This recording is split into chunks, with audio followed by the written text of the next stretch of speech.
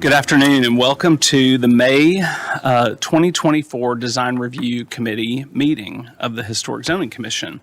The DRC is a subcommittee of the Historic Zoning Commission.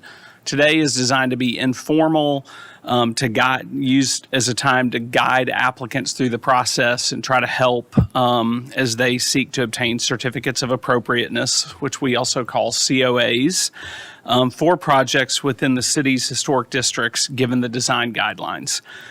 Applicant participation is not mandatory, but is always highly recommended.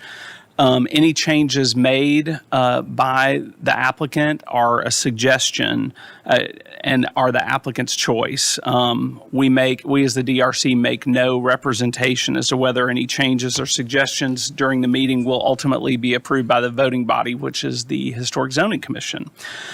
There are 10 items on today's agenda. When your item is called, if you'll come forward, introduce yourself, and describe your item in 2 to 3 minutes. Okay, off to the races. Our first item is discussion of new construction at 316 Bridge Street. And Eric, come on up. How you guys doing? Hey, good to see you. Back, made some changes from the last meeting, and I brought a couple windows. Oh yeah, make sure to hit your button. sorry. So we've got the I'm mic sorry. on. No problem. Good afternoon. We made some adjustments that are noted on the plans to your guys' recommendations during the last design review, and we're just hoping to get a little bit more input before we go to the voting. Would you like me to walk through what we did? Would that help? That would be great. Okay. I think we probably have all had a chance to review them, but any color you can give will be helpful. Yeah. We were just, I believe we were just asked to reduce the height of the roof. Thought that was a little bit out of scale compared to the existing residence, and so we reduced the scale on the roof line. On the site plan, we moved the building to about 7 more feet behind the principal structure to try to make it a little less visible from the road on that, I guess that's the north side. And then we also extended the driveway over to make it more, fitting with an accessory structure. On the floor plan, we were asked to adjust the kitchen window, which we adjusted over to allow more room for trim molding to be attached to the side instead of it butting to the siding. We also reduced on, elevation E1, I guess. Yeah, right there. You can see the previous submittal up there in the left corner. You'll see that gable was removed. The upper windows were removed. And we made the windows to have more of a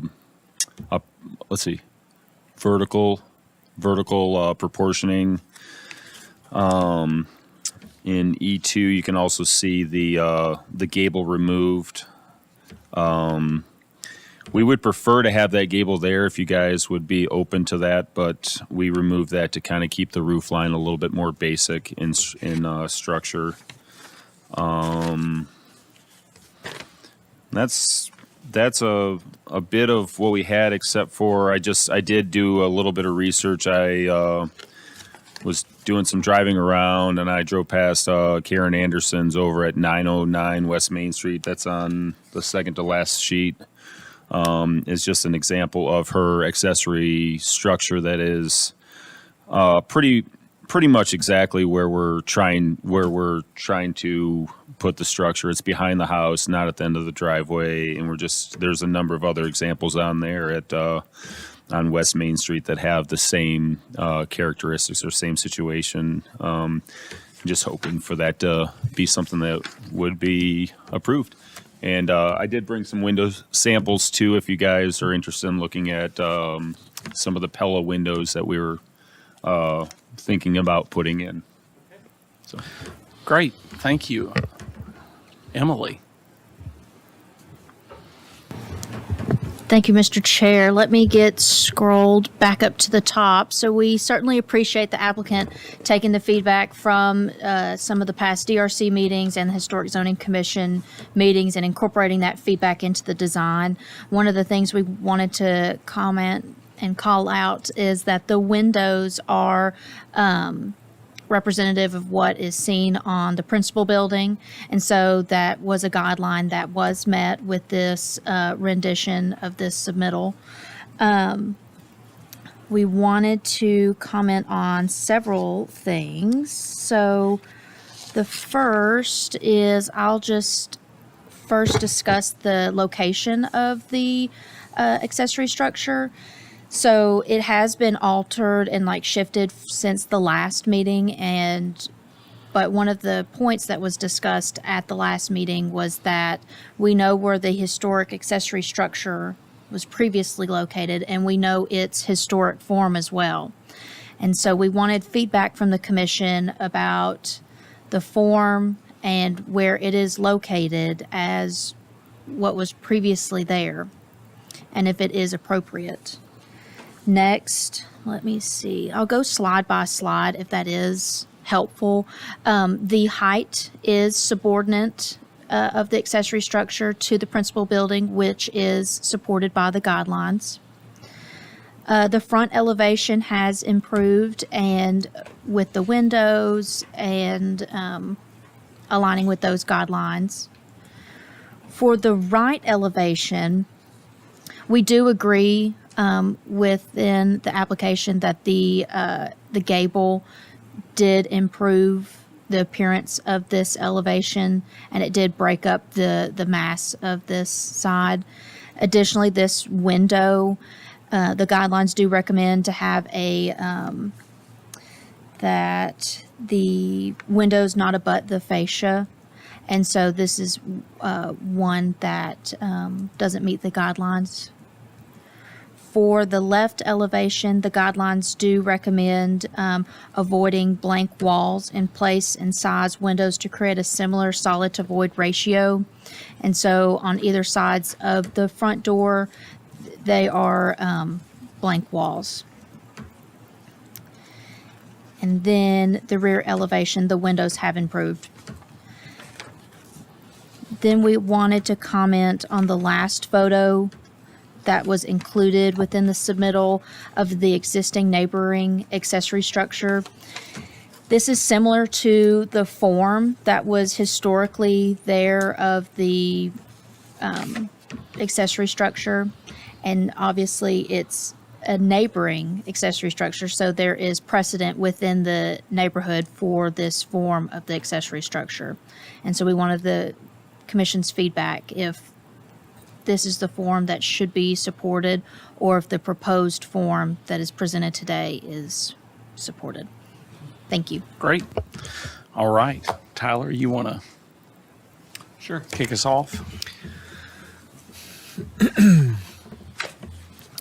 I think the changes you all made were helpful. The windows look much better in terms of just proportion and light patterns and things as it relates to the house. That gable that was taken off from the right side, that you had mentioned maybe trying to keep, I think it really does help, especially because that outbuilding peeks out on that side. I know you moved it a bit, but I think it does make the scale of the building look much more subordinate to not have that gable piece that peeks out the side. Mm-hmm. I think if we're facing the other direction, it was completely kind of behind the house, I might think differently about that. But considering where it was, I think that was a good move too. I probably don't feel as strongly about the location of it as maybe some of the other commissioners. Knowing that there was a previous building there, to me it seems sort of disingenuous to maybe try and put something back in that spot that even mimics or looks like or is just a copy of the neighbors or whatever. In my opinion, we kind of lost that building, unfortunately, and to kind of create something that is a make-believe historic thing in a make-believe historic spot, I would just rather it be back out of the way, and because it is new, and even the Department of Interior's standards talks about that, not creating things to just look old. So that's my thoughts on it. The roof pitch change made a huge difference in my eyes. This just looks more like an outbuilding, and I think that was some of my early comments were it looked like a whole house back there. I think this looks like, especially with that gable removed, like it was maybe a single gable form that maybe had a couple little additions on this little outbuilding over time, and I think it fits much better than I it think did. the one thing that you had mentioned about the window that's in E2. Oh yeah, you've got that up there. Is that window, that those double windows right there that are tucked under the soffit? Was that one of the things that you mentioned? I think what I was referring to was this middle window. It looks like the porch wall, like it's kind of inset. Wonder if I can get the birds. Yeah, if you go to the floor plan, there's actually a post that is representing. If you go to that floor plan, it is yeah. Is you it can right see- there? Yeah, it is off the corner. It just looks a little bit more like it's up against that corner in the. So we're seeing a half a post there. Yeah, it's a not half post. corner trim. That's Exactly. probably what it looks like. Yeah, Is corner and so, trim. I mean, I could probably in the voting meeting or whenever we meet again, I could always do more of a perspective view to see that a little bit better if that would help. And I'm even, I appreciate the move. I feel like you got enough room there for trim, and there's not really corner boards at the interior corners. There's usually that Yeah, just block, like a- the termination block, Yeah, which is just a little an inch by an inch or something. Yeah, something like that. Yeah. So I think it looks like you've got enough space. The perspective might help. Yeah. And again, I feel less particular about that particular detail on a outbuilding that far back, where in kind of a side part of the porch. So I think it's pretty concealed anyway. So those are my initials. Mary. I do think you responded to a lot of the suggestions. I don't have a problem with the location. I think you all had said that there was some drainage issues if you moved on over. Is that correct? Yeah, it's the property slopes down in that area, so. I don't have a problem with that. The window you pointed out going up as far as I don't know. See that It's easily or not. Yeah, that's on the side. That's on the side of the building. The problem is it's an egress window, and so we've got to squeeze them and bring them up. It just creates a problem. That's why that's why we were preferring to have that gable. So it kind of, but obviously it kind of.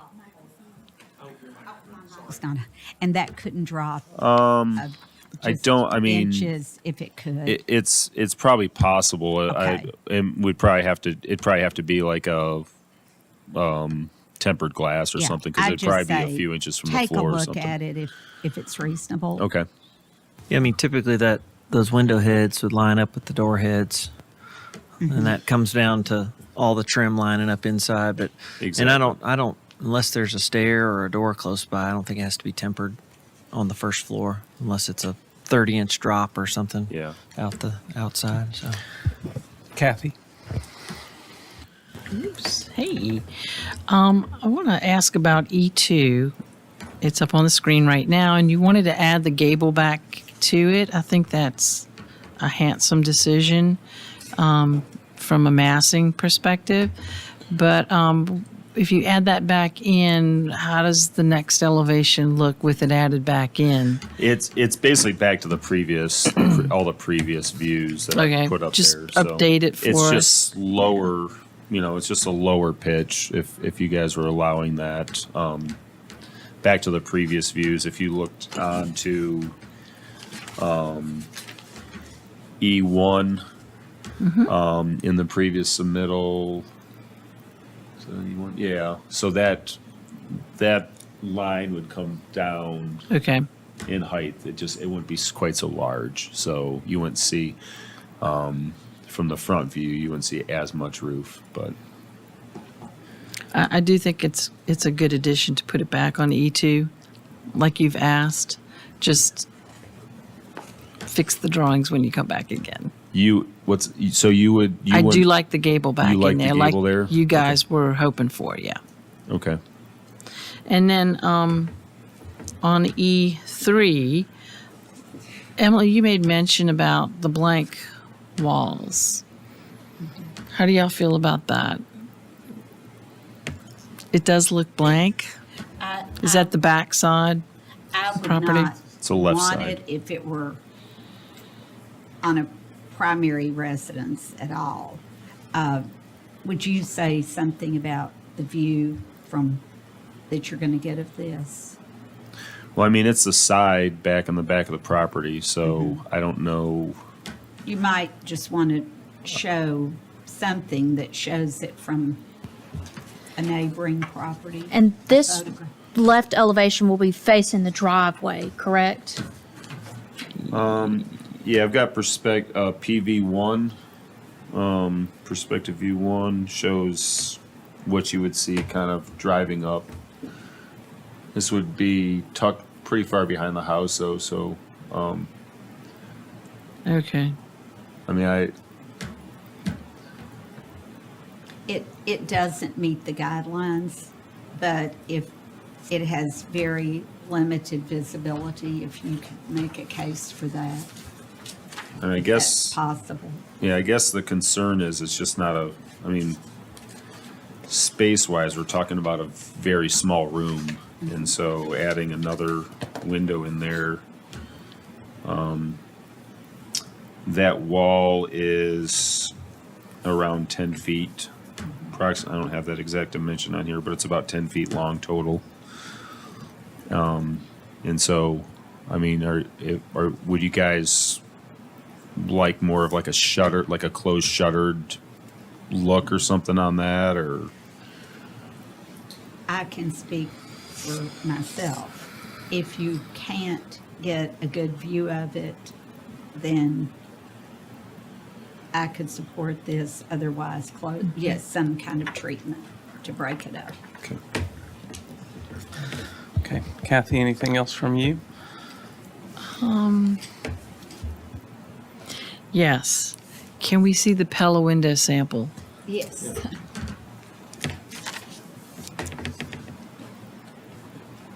Brought in the Reserve series. I don't know, how do you do this? Just, Just hold it up here? yeah, I just want to see the profile. No. I was trying to give you guys some challenge. There's the Reserve, and then I've got the Lifestyle series also. Which one you're picking?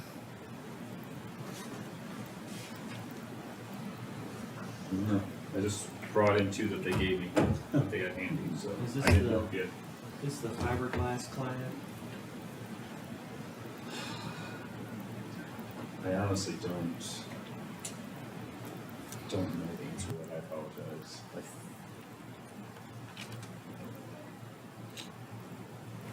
I honestly don't know. I could probably look that up here real quick. Kind of feel, I mean, it looks like it's aluminum extruded. Yeah, on that part of it. So, Tyler, when you went and touched the one on the right, it's got an extra step in the profile. Does that look more traditional Then the one on the left looks a little more contemporary. See how it's got the extra step in? Yeah, the Creates a different shadow. this one too. So I'll turn this into window time. Window time. This, see this gasket? Yeah. Plastic, you can see it all the way through. This one I think is fiberglass. This one is more reminiscent of real steel Okay. profiles. I didn't realize that was a gasket. Ugh. Yeah, it's a cover. Okay. It's the track that the sash runs on. But, yeah, it turns through. I'd Do pick those the one have- on the left. I do too. Do those have tinted glass? They're probably the low E. Okay. Yeah.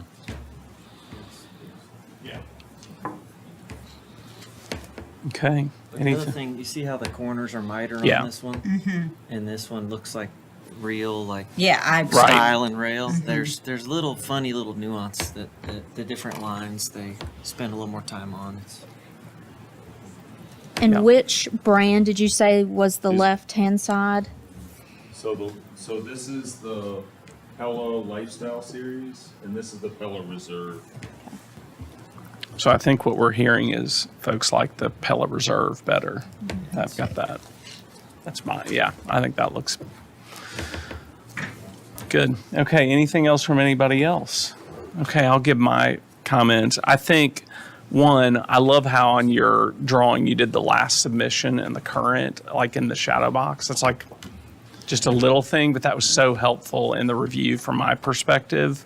Thank you. I still, from the location, I hear what some of the other commissioners have said from the location, the form. I do think we have precedent in neighboring properties and precedent from the prior structure that was there.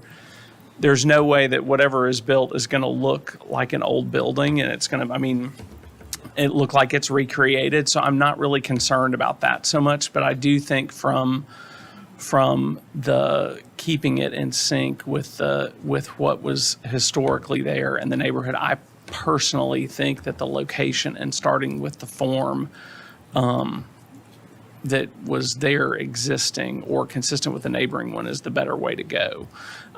But I will say I don't disagree with the other commissioners' comments on the changes you've made, including adding that back in, that dormer back, not dormer, but The cable. yeah, the gable back in. So that's what I had. Okay, anything else? All right. I appreciate your Yeah. comments. So moving forward, since I don't do this very much, I'm gonna try to make some slight changes and hope I get a good vote.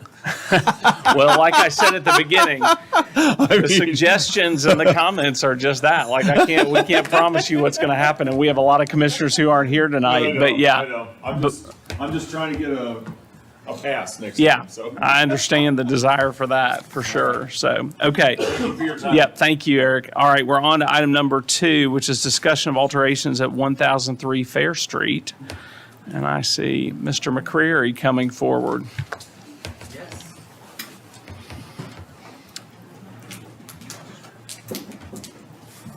Hello. Hey. Hey, all right. So I'm back on this project really with a super minor request. So we're going through permitting. This is on, right? And we ran into an issue where codes is saying that there's even because we're moving the building, we're starting to trigger newer building code requirements, even though we're keeping it in the same plane. So the building code requires, or I guess sets a limit to, you can only have a 4-inch overhang of the rear roof when it's within 2 feet of the property line. The building is currently within a foot of the property line. It has a 6-inch overhang right now. So we're coming to ask, can we shorten the rear roof overhang of the existing gable by 2 inches to meet building code? All right, Emily. Thank you, Mr. Chair. Like Ben said, that this was discussed during building permit submittal, and staff had recommended to shift the building forward instead of chopping off a portion of the building. And Jared can go into kind of what was suggested if they were to shift the building instead of chop it off or reduce it a little bit. I don't know if you want to go over those conversations. I wasn't part of it, but I know about those conversations. I just know that there's two options. You can either, is your mic on, Jared? Apologize about that. So I wasn't part of the conversations, but I heard afterwards what they were about. So there is two options, like you're saying. If it's kept where it is, you have a max of 4 inches. You can't exceed 4 inches where it's at currently. But if you do shift it greater than 2 feet away from the property line, then you don't have to touch that and alter it. And the design guidelines do recommend to preserve and maintain the historic accessory structures. And so by altering it, it, changes the historic structure. Thank you. Okay. Kathy, you want to go? I'll give it a whirl. It doesn't seem like much, but we are going against our guidelines. But in my opinion, I would support it to reduce it to 4 inches. Mary? I would agree. I don't think you're going to read that differently for that little bit. Tyler? Nothing else to add. My only question would be, when you look at the picture, there's trim and then there's the piece that comes out. How's all that? How are you proposing to handle all that? And then is there a reason, since it's not like this would be the cause of moving the building, since we're already moving the building, is there not a reason you can't just bring it forward those couple of extra? Would it be a couple of extra inches, or would it be an additional It would foot? be an entire foot Okay. in order to maintain the existing roof line. So if you go to the site plan, Emily, that will help. But again, this is a really tight site, and I think that's probably the main Yeah. reason that if we move it forward, we really pretty much lose the functionality of being able to even get a car in the garage at some point or use it, just because it's so close with everything else that's on the site. So yeah, we would prefer, and I think to your point, that's kind of our thought as well, is that it's so far back on the site there. You will never get kind of a view anywhere to even notice that there's a 2-inch difference. Right. So we will have a little bit different roof edge detail because we are putting a new roof material on that is consistent with what the guidelines. It's a metal roof to kind of replace what's there. So it'll have a little bit closer edge. It won't have that kind of rough overhang, which is what you're kind of seeing in those pictures. And we are including the trim in that 6 inches. Right. So really it's just the trim and everything will just kind of. So would it change? But it wouldn't change anyway, just because you're putting a new roofing material on. The shortening wouldn't occur, but for this requirement, right? Right. Okay. All right. Can I ask the applicant a question? Sure. So how it is measured on the screen, it looks like it's not measured at the wall, that this trim piece is adding another inch-ish, maybe. If it was measured at the wall, would it be taking maybe 3 inches off? Well, I would count that trim board as the outer edge of the building. So yeah, you would, if you measured further back, you would have to, I guess it really would be a codes interpretation at that point. I can't really make that determination. But from an architecture perspective, if I'm thinking about what is the extent of the building, that, the corner board and even any skirt board or any other fascia, that's kind of the outermost face of the structure at the property line. So I'm taking my dimensions from that. So 4 inches from that would come back. Thank you. Let me just read directly from the code. So y'all have a standpoint about what it actually says. So it says detached garages accessory to a dwelling located within 2 feet of a lot line are permitted to have roof eave projections not exceeding 4 inches. So it's roof eave projections is the way it reads. Okay. Anything else? All right. Thank you, sir. Thank you. Okay. Item number 3, which is a discussion of rooftop alterations at 99 East Main Street. Mr. Sullivan, welcome back. Be back. All right. So as you guys all know, we've been here a few times with different proposals for rooftop structure. And I think rather than coming back with the ninth option, and just taking the advice of you guys, we thought the simplest solution here is to simply just remove it and put the bar equipment and bar inside, thus providing cover and solving that issue, and also taking away obviously any sight lines to any kind of structure. In order to do this, the only modification that we are trying to do then is to modify that opening to be slightly larger, just simply to provide a pass through, because we're still going to have a lot of tables and chairs out there, so it just alleviates the load on that door. Right. So that's essentially the change that you see. These are the proposed renderings. We do have some existing photos. Essentially, the existing opening is 2 doors with 2 side lights on each, or side light on each side. So. We did some investigation and realized that we could actually make that work on the inside. So we're hoping that maybe this is the one. There we Or we're go. closer. All right, Elizabeth. All right. So as the applicant has addressed, this has changed from a rooftop alteration to just being an alteration on a non-historic commercial building on a rooftop of a recessed wall. So the applicant is proposing a sliding garage door style window, and this alteration will be minimally seen from the street view. So the guidelines recommends to select window light pattern that is compatible with the age and architectural style of the building, and to design new windows and window openings to be compatible with the surrounding historic buildings, and to maintain solid traditional solid to void ratios. So staff would like for the commissioners to discuss the visual impact, if there's any, had from street view of this proposed alteration, as staff views it as very minimal and appropriate. Staff does have one consideration, that the area under the proposed window is introducing a new material that isn't located really anywhere elsewhere on the building that would. So staff would prefer that the material return to the brick that is currently found on that element. And staff does really appreciate the reduction of the visual draw from what has previously come to DRC and the rooftop. So thank you. Great, thanks. Mary, start with you. Well, yay. I do think that this is the approach that's needed. I really don't have a problem with the wood, because I'm not sure. I think you'll see it. Will you see it?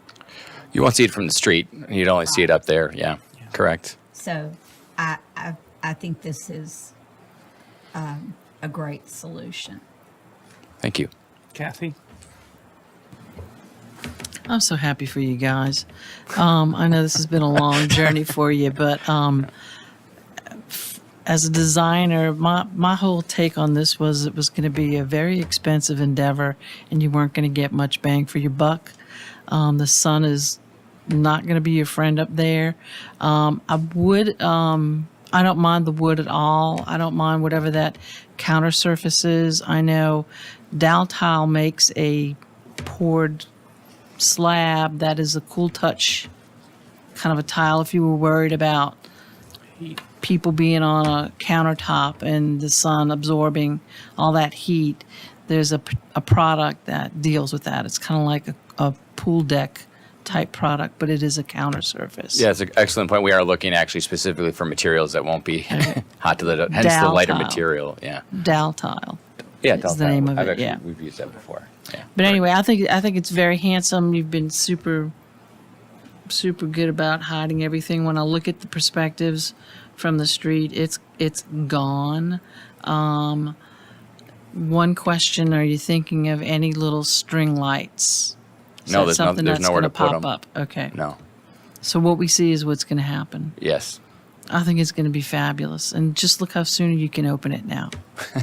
That's yeah, but we'll get there. Good Much job. closer. Yeah, Tyler? Good job. Nothing else to add. I think it's Cheering good. you on. All right. Cheering you on. And I know it's been a long and painful process, but I think this is an example of how working within the guidelines. You know, I understand people want to do more sometimes, and for business reasons why, but I think this is a great solution. So we're cheering you on this Great. one. We're very excited. Thank you, guys. Great. Appreciate it. Thanks.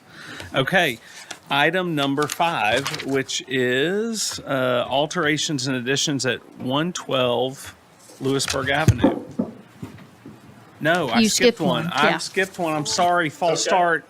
419 Boyd Mill Avenue. Thank you. I'm Mike Smith. Yeah. and, Hey, Mike. I brought with me landscape architects Ann Day and Talia Greenberg. And we've been doing a project at 419 Boyd Mill Avenue. And through the course of that project, there's only so many concrete trucks and gravel trucks you can put on somebody's asphalt driveway that before it starts to come apart. And so the clients would like to do a new driveway and asked Ann and Talia to design that. And so there, I'll kind of hand it off to Ann Day with Day Rick Landscape Architects. Yeah, essentially, our client wanted to dress up the driveway, take this opportunity to add some more old world feeling to the driveway. And so she was hoping to, we're hoping to add rumble strips and cobblestones in place of the asphalt, and then have concrete, you know, for the main part of the drive. But we're actually possibly considering doing all cobblestone at this point. But it's really more of a matter of cost. We're waiting to get pricing back, but she would prefer to do the whole thing in cobblestone if possible. Reclaimed cobblestone. Yeah. But this is kind of the second option, actually, with some parts of it at cobblestone and then the other parts concrete. So anyway, that's That's the essence of it. Even though on the submittal we only had the drawings, I did get some pictures if y'all would like to pass those around. yeah. It's just other driveways we've done like it. There's the concrete is what they call a top cast finish. It gives it, as they finish the concrete, they put a retardant on it. It's a very light wash. We used to sandblast driveways to get the same look, where it just gives it a little different tone. It doesn't look like exposed aggregate, but you just start to see a little bit of that aggregate exposed, just the very top of it. And then you couple that with some cobblestone rumble strips and borders and like that. It would also have a cobblestone curb. Yes. Okay. Elizabeth? Thank you. The proposed driveway alteration will be reviewed as a site and setting alteration on Boyd Mill Avenue. Staff would like to clarify if the footprint of the driveway will be expanding or moving anywhere in relation to the property line. No, it'll match exactly what's there currently. Okay. So staff would like for the commission to provide feedback if the proposed ribbon Hollywood style of the driveway is appropriate. The age of the home dates to 1915, prior to the emergence of this driveway style. Staff would view this alteration as being more ornate and not in keeping with the style of the architectural style and age of the home. As you can see, it's a very simple form. Additionally, the proposed use of cobblestone is not typical in the Boyd Mill Avenue Historic District, as the driveways are mostly concrete or asphalt and in simple design. The guidelines state to use durable materials that are historically typical for driveways such as gravel, concrete, bricks, and asphalt. The applicant is proposing to introduce new materials and designs within the driveway, and staff would like for feedback from the commission on the compatibility of the proposed alteration with the historic home and the district, as well as the proposed design and materials. Zoning had one comment that if the current driveway is less than 5 feet, then the degree of nonconformity can't be increased. So by remaining in the same footprint, you should be all good. So that is all. Okay. Tyler, what say you? Oh heavens! I love it. I think it'll be beautiful. I think not this neighborhood necessarily, but didn't the new Harlansdale development just past the farm? They've got some cobblestone and concrete kind of drives too. It's not something we haven't seen here in town. I'm on Google Street View, and about 2 houses down on the right, they've got some type of stone border around their driveway. So there's a mixed bag not to mention there's a few new houses up and down. I'm excited to see this kind of top cast or whatever we call it, Vanderbilt mix. It's just not, Metro Nashville sidewalk concrete, which is what I would hope to avoid. The stone accents, I really like it. I'm the guidelines kind of recommend something more like brick, which is also just sort of a different masonry. There's stone on the wall in front of this house, so I'm not sure how I feel about it. I think it would be beautiful, but I'm not sure it meets the guidelines. I don't know. I'm still absorbing. Okay. Mary? Turn it on.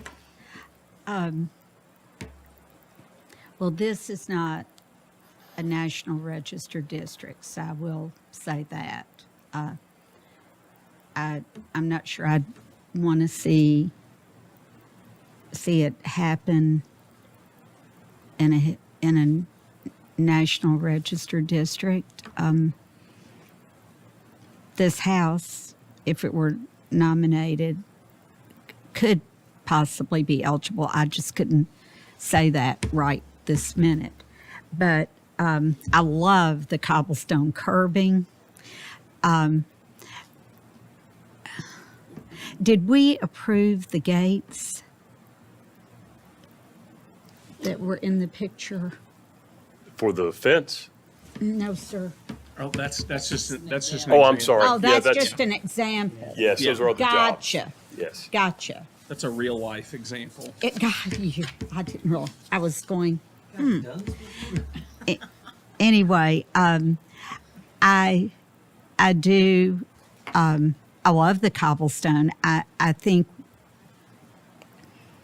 if I'm being perfectly honest with this historic home, I think we're almost getting to where less is more, to focus on this extraordinarily beautiful house that they've done an extraordinarily beautiful job on. So I'm not saying I would be against it, but I'm probably a bigger proponent of the cobblestone curbing than doing the whole thing. Thank you. Kathy? Thank you for bringing these pictures too. It's really nice to see the intent. My question is, what's the reason behind the cobblestone strip? You just don't want to roll over that as you go to the back? Well, honestly, we originally had we had two different options. This one, the first one was full all cobblestone, and we were breaking up the cobblestone by making it feel like a 2-track drive with grass. And then when we were trying to do option, what we turned into you all, we were worried about the cost of doing all cobblestone. So we gave her a second option, and that's when we decided to fill in with the cobblestone and do the concrete for the actual driving surface to try to mix up the materials. And plus, she was a little concerned about the actual functionality of having a grass strip, that it's hard to keep grass growing there. So this is kind of an evolution of the conversations we've had with her. But then just recently she said she might want to go back to all cobblestone. So The world's the oyster, right? yeah, so we're just getting it priced both ways, essentially. And just wanted to be transparent about that. But this was the more realistic design, because I just know how expensive cobblestone is, especially reclaimed. So Is this, and you all may not know, but does the city allow cobblestones to span the sidewalks? Because it's the whole apron, right? All the way to the road. That's what the drawing's showing. Oh, that's true. So from a code's perspective. Well, it's like a ADA thing. well, we would It's a not. all- Yeah, we would have to drop it to be Yeah. flush for sure. Yeah. So it might get cut back and, Yeah. yeah, okay. It's just I a think the question. sidewalk would actually probably go over the driveway, right? Like you would. And I think that's what he's saying. Would that Yeah. have to continue to be concrete as opposed to cobblestone? Because there's no Pull that grass apron back. strip, all that That's a good apron. I made the assumption that Yeah, that's a that good would be point. Yeah. handled. Well, and the photograph shows that kind of that way Yeah. too. So, Yeah. sorry, Kathy, was there more? So thank you for the pictures. And so when I try to imagine that strip, I don't think it's effective. I think I like the concrete suggestion and that washing, and I don't mind the cobblestone as a crossover. So it might reduce the length of that driveway by having little segments interrupted with the cobblestone in it. But the strip to me just, I'd rather spend my money on cobblestone more effectively than that. Yeah. I do love the oval and it patterned that way. So I think that's stunning. I get the feel of it.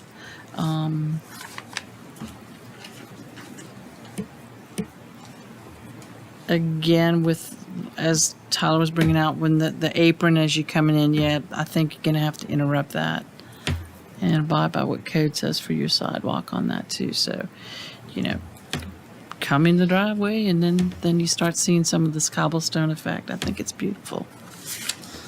And the house does have stone on it, right? It does. Yes. Is that, well, Foundation stone. okay.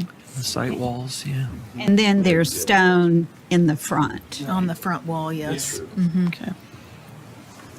Okay. So I don't have a lot more than what they said, but the pictures were super helpful for me. And I also think they raised something that I probably wouldn't have thought of, which is then seeing the photographs of the house with that wall and how all that's going to tie in.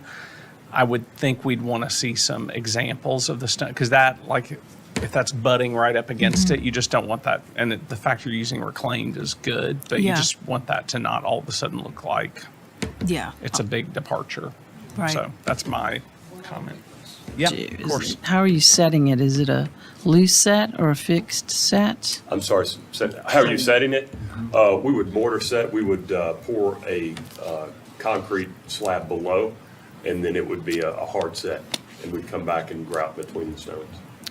Come back and what, sir? Set all the stones. Got you. And then come back and mortar in between.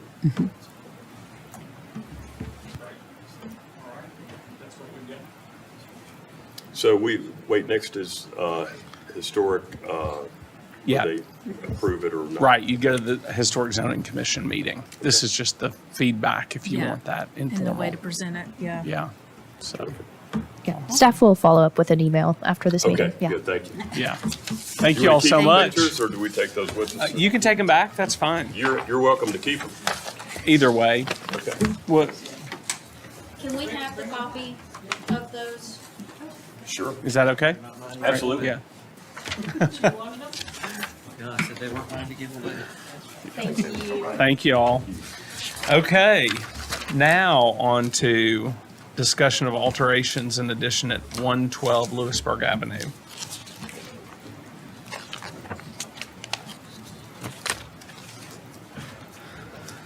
Hey, How are y'all? good. Okay. So y'all have seen this and approved this before, but coming back with just a few questions. We're in construction, and as you know, with renovation, sometimes you get into things and you see things and you kind of rethink strategies just a little bit. So I think that's kind of where we are on this one. As we got into it, I think the largest adjustment we want to make is the front corner porch. That had been enclosed at some point, which we weren't really sure exactly when that had happened. And we had intended in the original submission just to reclad it. We thought there might be siding behind the aluminum siding. Once we pulled that siding off, we realized there absolutely was not, which sort of made us go, okay, let's go back and research. We realized that, that had been a glassed-in porch at one point. So we've got some images of that. And we thought it would be pretty great to be able to go back to that, but it's clearly a change. So that was kind of the largest adjustment to what y'all had approved previously. On the back side of the house, there was a few kind of plan adjustments in the basement once the owners were able to get in and walk around that and see how that felt. So adding a couple of windows for egress, we kind of relocated where a bedroom was in that basement on the back side, and adding an additional window back at the kitchen per the owner's request. So love to hear y'all's feedback on those items.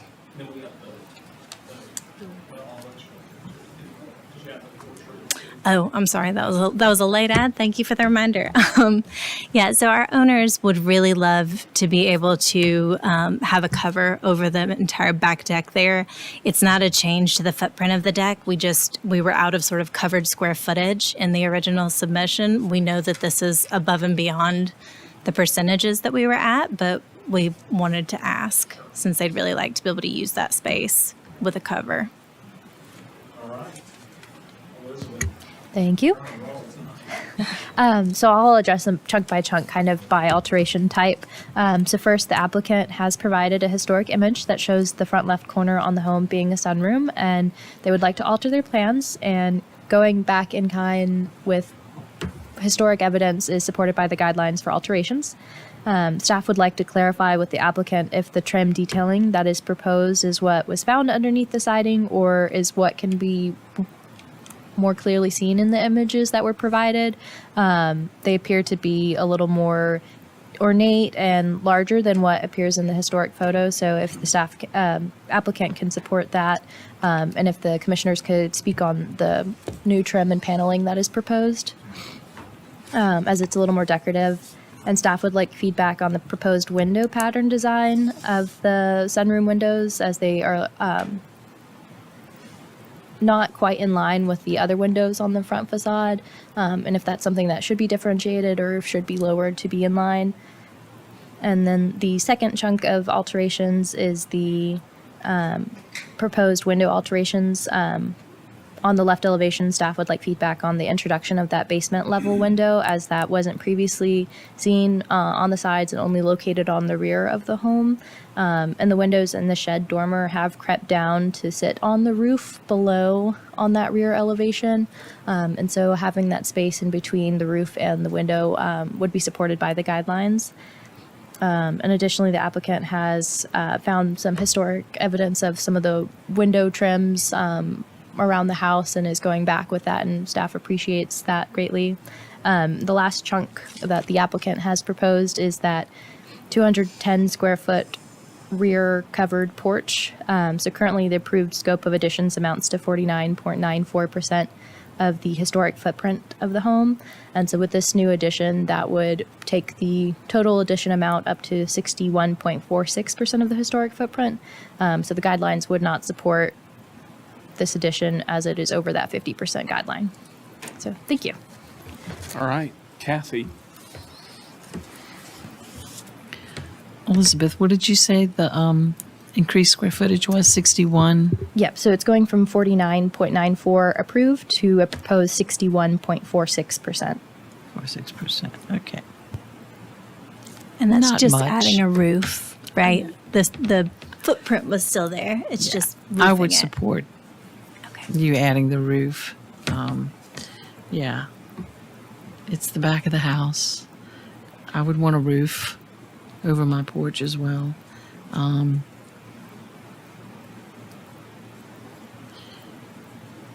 The window, I'm looking at left elevation. This is the double window into the basement area.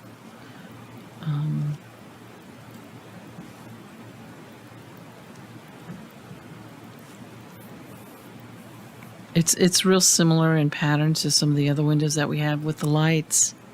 And is that one that you, since you found some trim, you're going to be modifying some of the detailing on it? We can certainly look at that one. I think most of the ones where we modified the trim detailing were in the siding that we Okay. found. Yeah, Not that we're the so kind of, yeah. This is Oh, new. okay. Thank you. That would be for egress for that bedroom. Okay.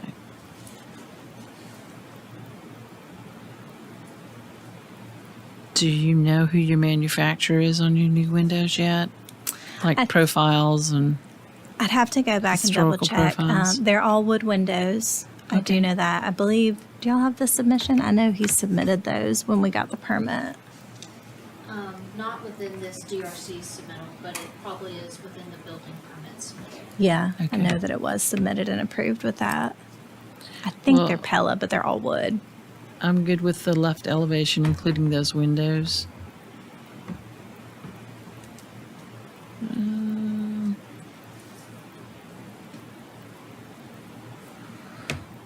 Okay. I think Mary? I think that's it. Thank you. Mary, do you want to go next?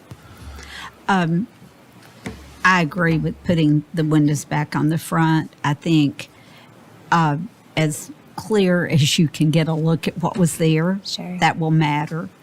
I'm glad they're wood.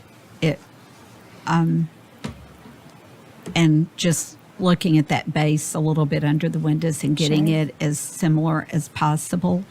The windows on the, can we look at the back elevation of the house again? Okay, so I tend to agree that covering the porch, you're over, but it is a big lot and it's got limited visibility.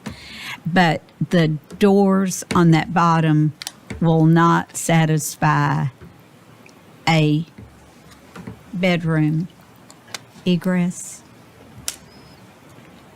I mean, if you walk out the door, you still have to have No. it there. Correct. Yeah, Okay. you'd still have to have it in the actual room because those are a separate room. in It the looks plan. like that window, at least in the picture, and it may just be the rendering, it looks like it's kind of falling into the ground. There would be a window well. There would be a window Yeah, well. So to if meet the you'll- code Yeah, show requirements. that. Okay. Okay, that's it. Tyler? In general, I think I agree with everybody in terms of the porch changes, the windows I think are okay. It is sort of tucked back, not much, but behind that gable. I think that's helpful. The detailing on this porch thing, it's hard to tell from the pictures, but generally speaking, I typically look for columns that go from porch rack to what would have been the floor to make it look like, oh, it was a porch that was enclosed. So when I look at that front elevation, There you- is a, if you go to the end, there's a picture from the inside. You can see the beam. Mhm. Yep, Yeah, there. So we're keeping the windows at the same. sure. Yeah, but this, when you look at the front elevation, you've got like this horizontal trim band that continues under all the windows and turns the corner. Typically, the columns, at least the corner and the one that's tribuated against the wall, would be full length from the porch rack, that beam, to the floor. Yeah. And have all the typical detailing, a base, a cap, all that stuff. And Go- then everything's infilled in between. This Yes. seems like it's Could you go back to the historic photograph?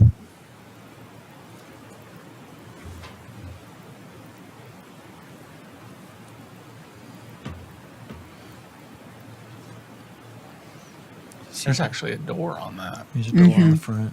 But almost the looks right like a side there against screen. the house, you'll see is a one long member from the top Right. to the bottom. Right. And you typically see that at the corners at least. Mm-hmm. And, anyways, I think it would Yes. make it look more genuine if I that were agree. the case. I mean, we can drive around town and almost all the examples would be that way. So, but the porch over the roof over the porch, I don't have a problem there. The egress windows, no problem there. You can sort of see the well in your 3D image on, I don't know, page 1. So I feel okay about all of it. I would say, from my perspective, try to mimic that original. Like, I think that's a great find on that porch. Like, how fun to find that, and then Yeah. find the photograph that documents it. So I would try to mimic that as much as possible just to get it back. I think I'm gonna be the outlier here. I remember us on the porch, I remember us having a lot of discussion on the massing on the back and trying to bring that down because we also have a pretty sizable accessory structure being built right That's now. right. And I just remember we had a lot of debate about that. And they do have a covered porch on the back. It's just on the lower level. I mean, they have that from the porch floor. So I think from my view of these images, it does seem to really increase the massing. And it's not like we're at 51 and a half or 53. I mean, we're up to well over 60%. And just from a precedent standing piece, and given that we went through so many macerations of trying to get that massing on the back down, I'd have a hard time supporting that. So that's my take. Well, to your point, you might look at making it not quite as heavy looking.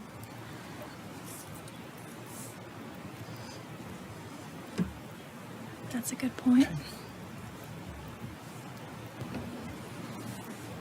I have one Maybe thing if it else. read more as a metal with exposed Okay. rafter tails or something would help it feel a little lighter. Kathy, I'm on the rear elevation again, where you looking at the approved COA elevation, and where we're talking about that roof, where the metal roof is. When I look at the approved COA, the pair of windows up on the highest level, they clear the roof line. You see some of the siding. In the proposed, it's the sill of those double windows slams right onto the roof. Can Yeah. you have any relief that would read it from other than that? And I think, was that based on sizing for egress or was that roof slope? Christy, do you remember? I mean, it should be the same window, right? Something happened with the Well, roof. there were a few adjustments that got made between the approved COA Okay. and during the permitting process for egress. So some of those are reflected here, but Is that a problem with our guidelines to have the sill crash into the roof? Yep, the guidelines would support trim or some type of differentiation between the roof and that window. and I think there is a trim piece there. It's the sill, yeah. There is a trim piece. The reason why the roof is just a few inches higher is because we're trying to align the fascia of the gable with that new roof, Okay. or the addition of the covered portion. Yeah, just to get all the That's slopes to work just out. the line that fell. Yeah. Yeah. Just so they all. Almost a line weight thing. Ah, It's like maybe. It is there. The trim is there. Yeah, the bottom line of the trim is so light and everything else is so heavy. Okay. and Thank just you. a point of clarification, if there are alterations in the building permit process by an applicant from what's approved, like for an ingress egress piece, from what we've approved, that's going to come back to us to review, correct? Typically, if Should. it's a big enough change, it should. But if it's a minor change, there are some instances that staff can administratively approve Right. that. Okay, perfect. Okay, I think that's all we have there. Thank you guys. Thank you. We appreciate Yeah, it. Yeah, appreciate it. It's looking great out there. We're excited. Okay, Found some fun stuff. item number 6, fencing at 239 Franklin Road, Harlansdale Farm. Lisa, welcome to the party. I don't get invited here as much, but We're always glad to see you. I don't want to extend my welcome. Thank you for having me. Good evening. The Parks Department is interested in extending the fence. This is a picture that's on the screen now of the north side, the south side, which is your main drive-in. As you can see, we have the 3-plank white fencing. It's on the interior and exterior of the roadway. If you will, if you'll go to the next slide for me. This is the proposal.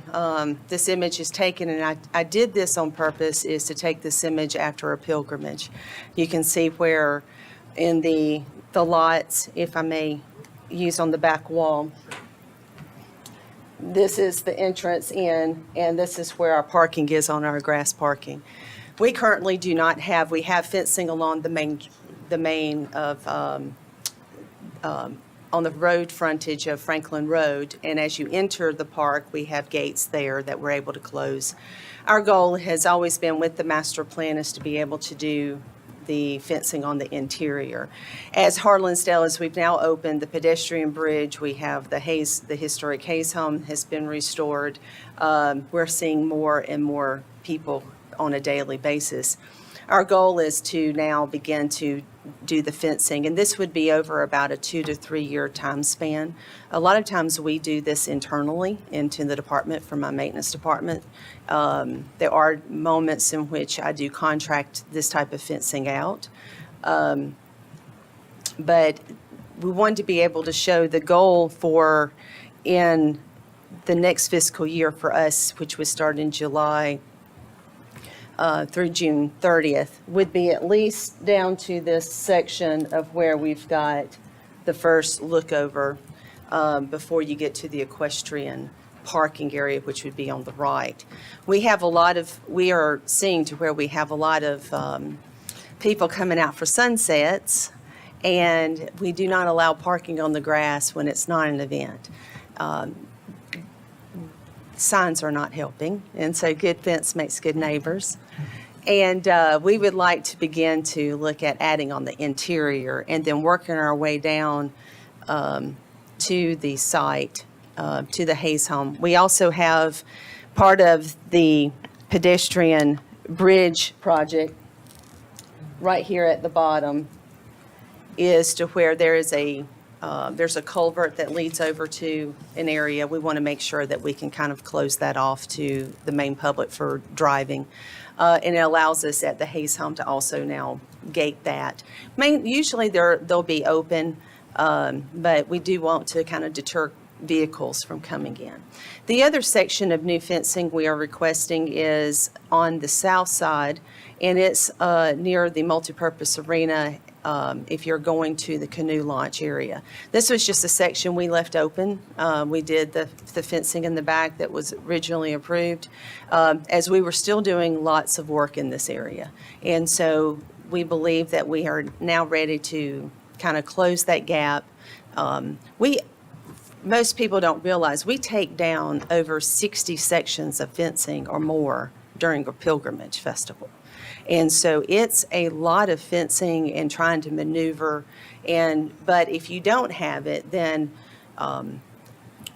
people just seem to want to go. They're like ants. They go everywhere. And I mean that respectfully because I love our park users, but we try to guide them in those sections. And you can see where we have existing, this is that gap. So we're just requesting to move forward over the next couple of years and continue to add the existing fencing in the area. I'm happy to answer any questions. Thank you, ma'am. Emily? Thank you, Mr. Chair. As Lisa said, the intent is to fill in the spaces here at Harlansdale Farm of fencing. The design guidelines do recommend that fences and walls be designed to support the historic character of the district, and there is obviously existing fencing that is here on the site that serves as a precedent. The design guidelines do also recommend installing fencing that are at typical, like along property lines. This is a unique case. It's not really following the property lines, but there is a precedence that once upon a time there were a bunch of horse paddocks and other fencing here on the property. So it is does align with the guidelines of appearance and everything. Thank you. Thank you. Do any of the committee members have any comments? So the red line that you have shown is the fencing proposed, right? Correct. Is it permanent? Some areas are permanent and some areas are not. Most of them that we put in is really just, when we put in a cedar post, it is just within a hole surrounded by gravel because we do have to remove so many sections. There are certain areas where we know that we would not remove them that might be near some utilities or that type of thing, and these are put in with concrete. Okay. Thank you. Anybody else? Well, I've been out there enough to know that there is a problem with people pulling on the grass, especially, I think, late afternoon.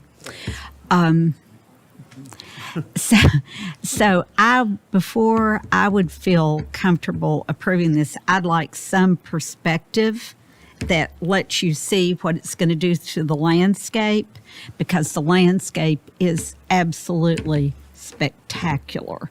And I'm like, so when does the fence get to where it takes your eye instead of the beautiful farmland? And would there be some other approach? I don't know how many extra feet of fence this is, but it looks like quite a bit. There is quite a bit. Mm-hmm. There are certain sections, even on the south side of the farm, as we come in, it guides you through the drive, but then it opens up to the open space. We believe we will probably do this as well. We're not proposing to do it on the dog park side, which you'll see, and it stays open. And there's always pedestrian access throughout. We also, in this area currently, we do have some fencing that guides where the equestrian trails are. So you will always have that look, but we can definitely if you can just do absolutely some perspective. I'm thrilled to death it's getting used like it is. You all, in the late afternoon, there's people all over it because it's spectacular. Yeah, the sunsets, so that you understand, we're not talking about 10 or 15 cars. We're averaging 250 every night. Yeah. And our good neighbors surrounding us, we're having some issues. We're having some vandalism. And so we're, at least that first section as you're coming into the park, that is our main goal. To get that, yes. To finish that in 2024. Yes. All right. With that, thank you, ma'am. Thank you all. Thank you. It looks so fabulous. Thank you. Yeah, it does. Okay. Item next is number 7, discussion of an addition, accessory structure, and alterations to windows and doors, principal building at 1303 Adams Street. Mr. Swift? Yes. Hello, hello. Hey, so we've got 2 items today. One is on the original COA. We were gotten, as somebody mentioned earlier, kind of got into construction and have some requests. Wanted to see what we can't do, some stuff like that, and some changes. And then we've got kind of phase 2 of our project, kind of what we're calling it. We've got a accessory building in the back, trying to add on to around the pool. So I want to talk about that too. But first, so I think, we've got the original COA changes first. Up here, we've got comparison of original to the change below. We originally, the main, there's actually 2 changes on this piece. One is this first elevation here. We really just want to replace what's there. Same windows, obviously, wood, historic approved, etc. But I think just the actual lettering underneath when we turned it in said original. So we needed to change it to be able, lots of new windows everywhere else, obviously. But, and those were approved, but we just didn't have the language in for that. So we wanted to request that along the front of the house. And then the second change on the front is we would like to make the door and the 2, you all would know the proper term, but the windows along the sides of the doors the same height as the windows on the porch. And if we'll scroll down 1 slide, we've got some thoughts, also maybe some fun renovation findings that you guys might find intriguing. But so that's actually interior demo of the interior. We found out that there was actually, I thought you guys might think this is cool, but there's actually 12-foot ceilings in there. So they had, during, I guess, maybe some old renovation in the past, had brought them down. You can see the ceiling joists. So kind of neat, but they had actually brought it, so they brought it down to just, literally sitting on top of the windowsill. That's the front window in the middle photo, top middle photo there. And so set up for 8-foot doors interior. And then we're kind of assuming when they did the renovation, they probably brought it down. That's kind of our thought on that. But and then the 4 bottom photos are photos of homes in specifically Adams Street historic that are within the footprint and in the historic pieces down there, where they've all got something above the door there. So something to support that thought. That's the first piece. If we want to keep going down, we've got some window request changes. We'll start on in the back, the top, everything in red obviously is the change, but we would like to do some French doors. That's a back master bedroom there. We'd like to do some French doors there. The size in this photo actually looks smaller. The look would be exactly the same as those windows that are there for the most part. It just would be doors. We're requesting to change that to French doors. And then on the side and the rear, it's the master bath. It's this sort of like interestingly shaped building addition on the left. Requesting to kind of double that window size. It's on the back, so you can't see any of that. It's on the side as well. Yeah, here you go. This little front panel that's squared is obviously towards the front. It would stay the same as what's there currently. Just requesting to make those bigger on the back.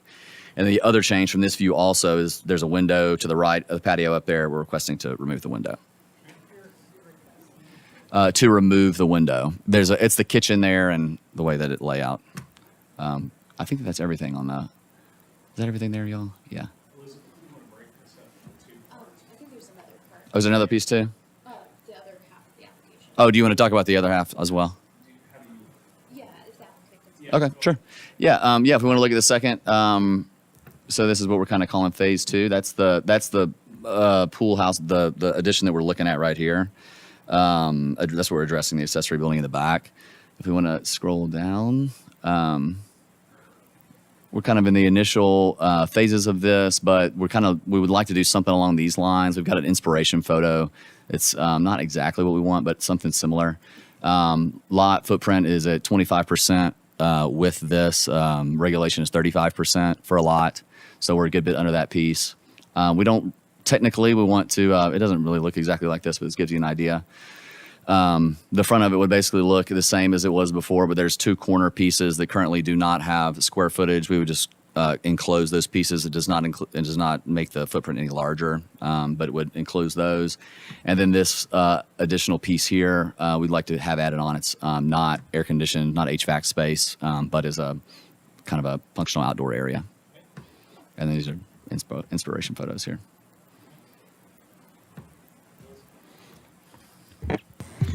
Right. Thank you. So as we go through it, I'll break it up into the 2 chunks as well.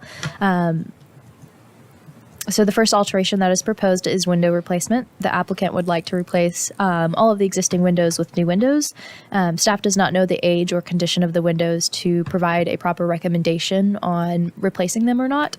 On the rear elevation, the applicant is requesting to alter a new triple window opening into French doors, as this is on the rear, and a new window that has been approved. This would align with the guidelines. There are existing windows proposed to be altered to become floor to ceiling. The applicant is also requesting to fill in an existing window opening.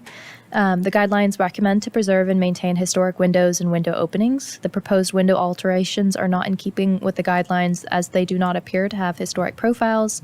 Replace potentially historic windows, alter the window openings, change the solid to void ratios of the windows, and new window openings would be highly visible from the right elevation on the street. So that is all on the first set of request. And on to the pool house addition.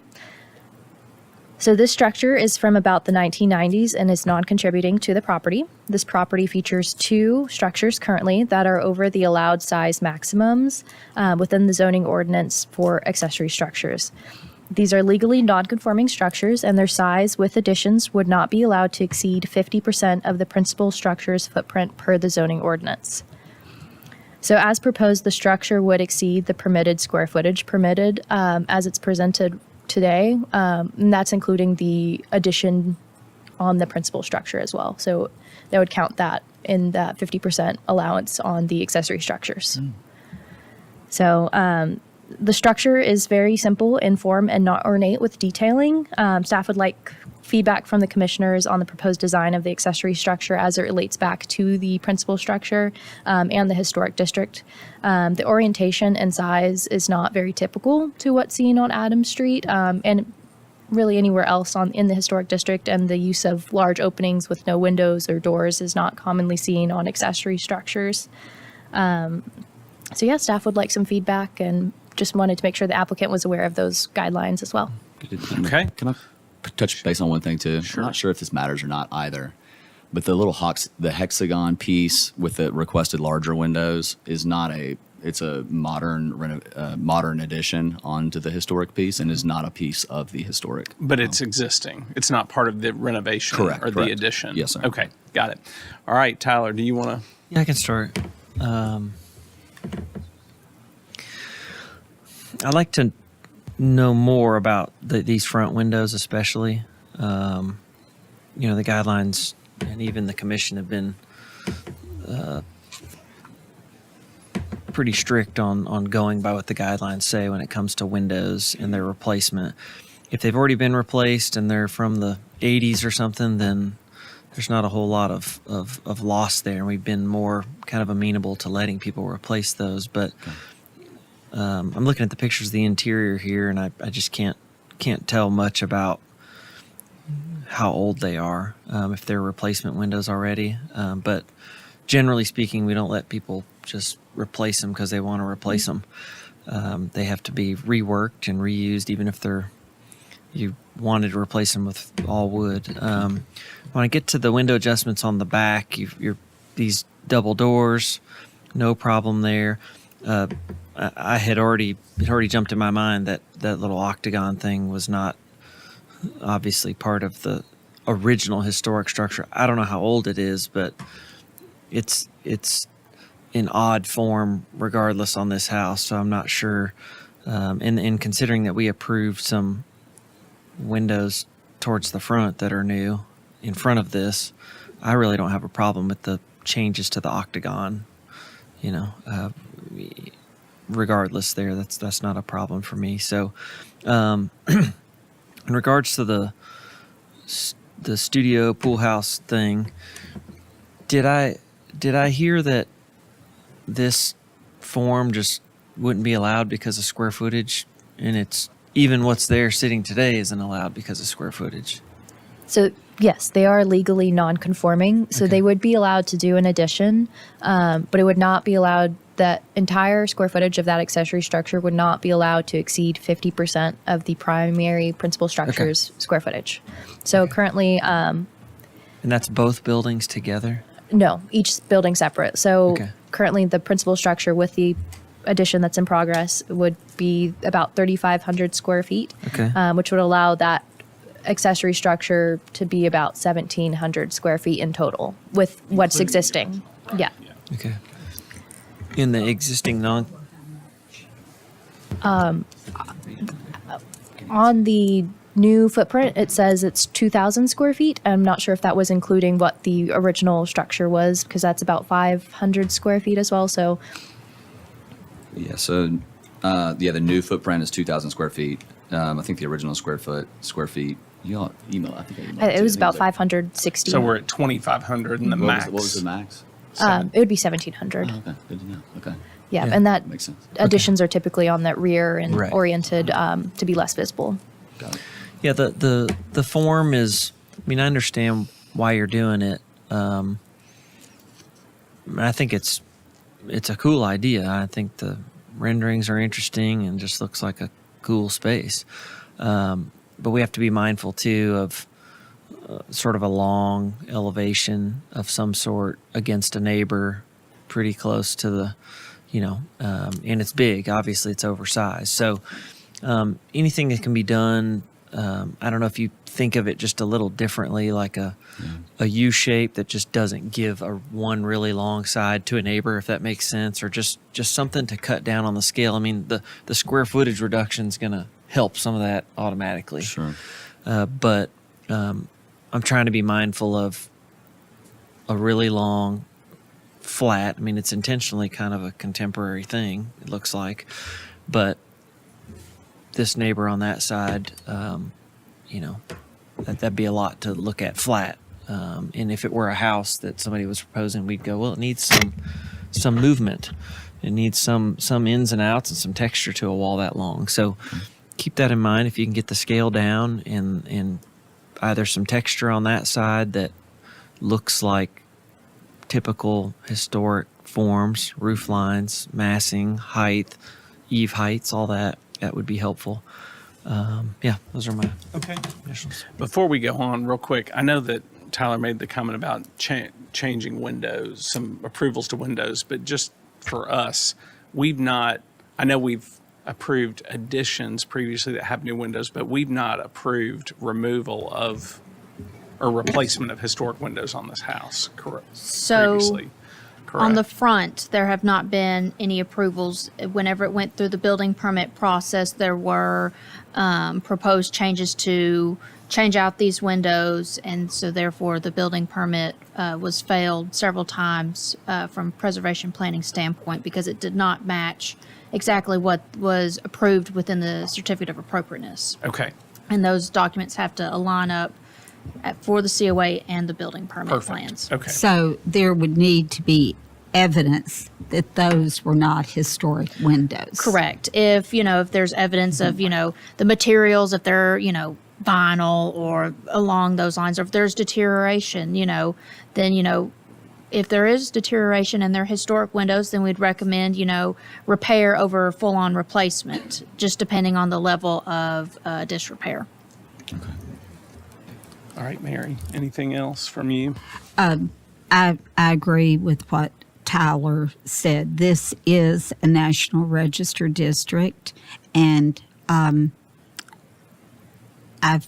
feel like that long run of the accessory structure is almost competing with the length of the house. So if that could be reimagined to where it was in pieces, I think you could still achieve the same thing. The making the front door taller, I don't really have a problem with that, but I think it should read as a transom, not a big tall door. And I'm like, yay for the property owners that those ceilings are tall inside. That is amazing. I don't think I have a problem with, I believe the guidelines would support the changes on the back, the windows, is that correct? And door openings. Yes, if they're the new, and on additions, if they're historic windows, that the guidelines would remain the same. So I think, I think I pretty much touched everything. Kathy? Me either. Good deal. Staff does have one. Staff does. item, Yeah, can I sorry. ask follow-ups? Is that a thing? Staff it's been brought to staff's attention that there was potentially a third accessory structure on the property that has been since removed. There looks to be a shed here that zoning noticed is no longer in the imagery for 2024. It's not listed in the National Register listing, but staff would like some information about this. Yeah, that was the previous owner's little mower shed that they took with them when they sold. Oh, they Actually, I took think- with them. Yes, sir. It was like a just a little garage shed. Yeah, a little open up the French door and pull little wooden shed. There's actually one. I think if you have the full photo, Heath, I think he actually had one on the back property also that he took with him too, if I recall correctly. Okay. That is, yep. There you go. Now you had questions. Yes, what are my questions? Tyler, clarification. When you're saying kind of some texture, are you talking about the outdoor piece of that, like facing the neighbors or both sides? What was your thought on that? Yeah, I mean, And this is again like, hey, let's take something in there, and these Sure. are the general. Sure, yeah. It's not going to look like this, but yeah, I mean, if you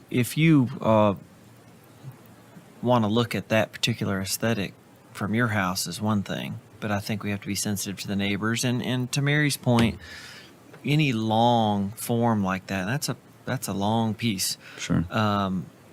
Has some proportion and scale and weight to it on the site. And so as people drive by and see the side of your house and it's got some roof massing elements and they see that building in the back, if it seems like it's not subordinate, then our guidelines would not support that type of thing, because it just seems like, oh, there's another house behind this one, which would not be in keeping with that particular neighborhood. So I think that's it's just Okay. maybe breaking it into some pieces.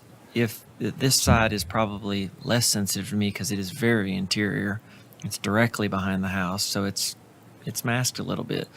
But the publicly kind of viewable area, we have to be really sensitive to. Makes sense. Well, and this is a really big lot, and you've got a lot of space behind this existing building. You know, you have an opportunity because of the way it all falls to add quite a bit of square footage there, because you've already got those structures. So there's a lot of opportunity even going back too, I would think. Got it. I understand the idea of getting it beside the pool, but Correct, from the yeah. visibility and the, yeah. Would it help a little bit too if we had some comparison pieces in heights? Because this is actually, so if you scroll up to where you can see the shed, it's the same. It's kind of a little small 1-story.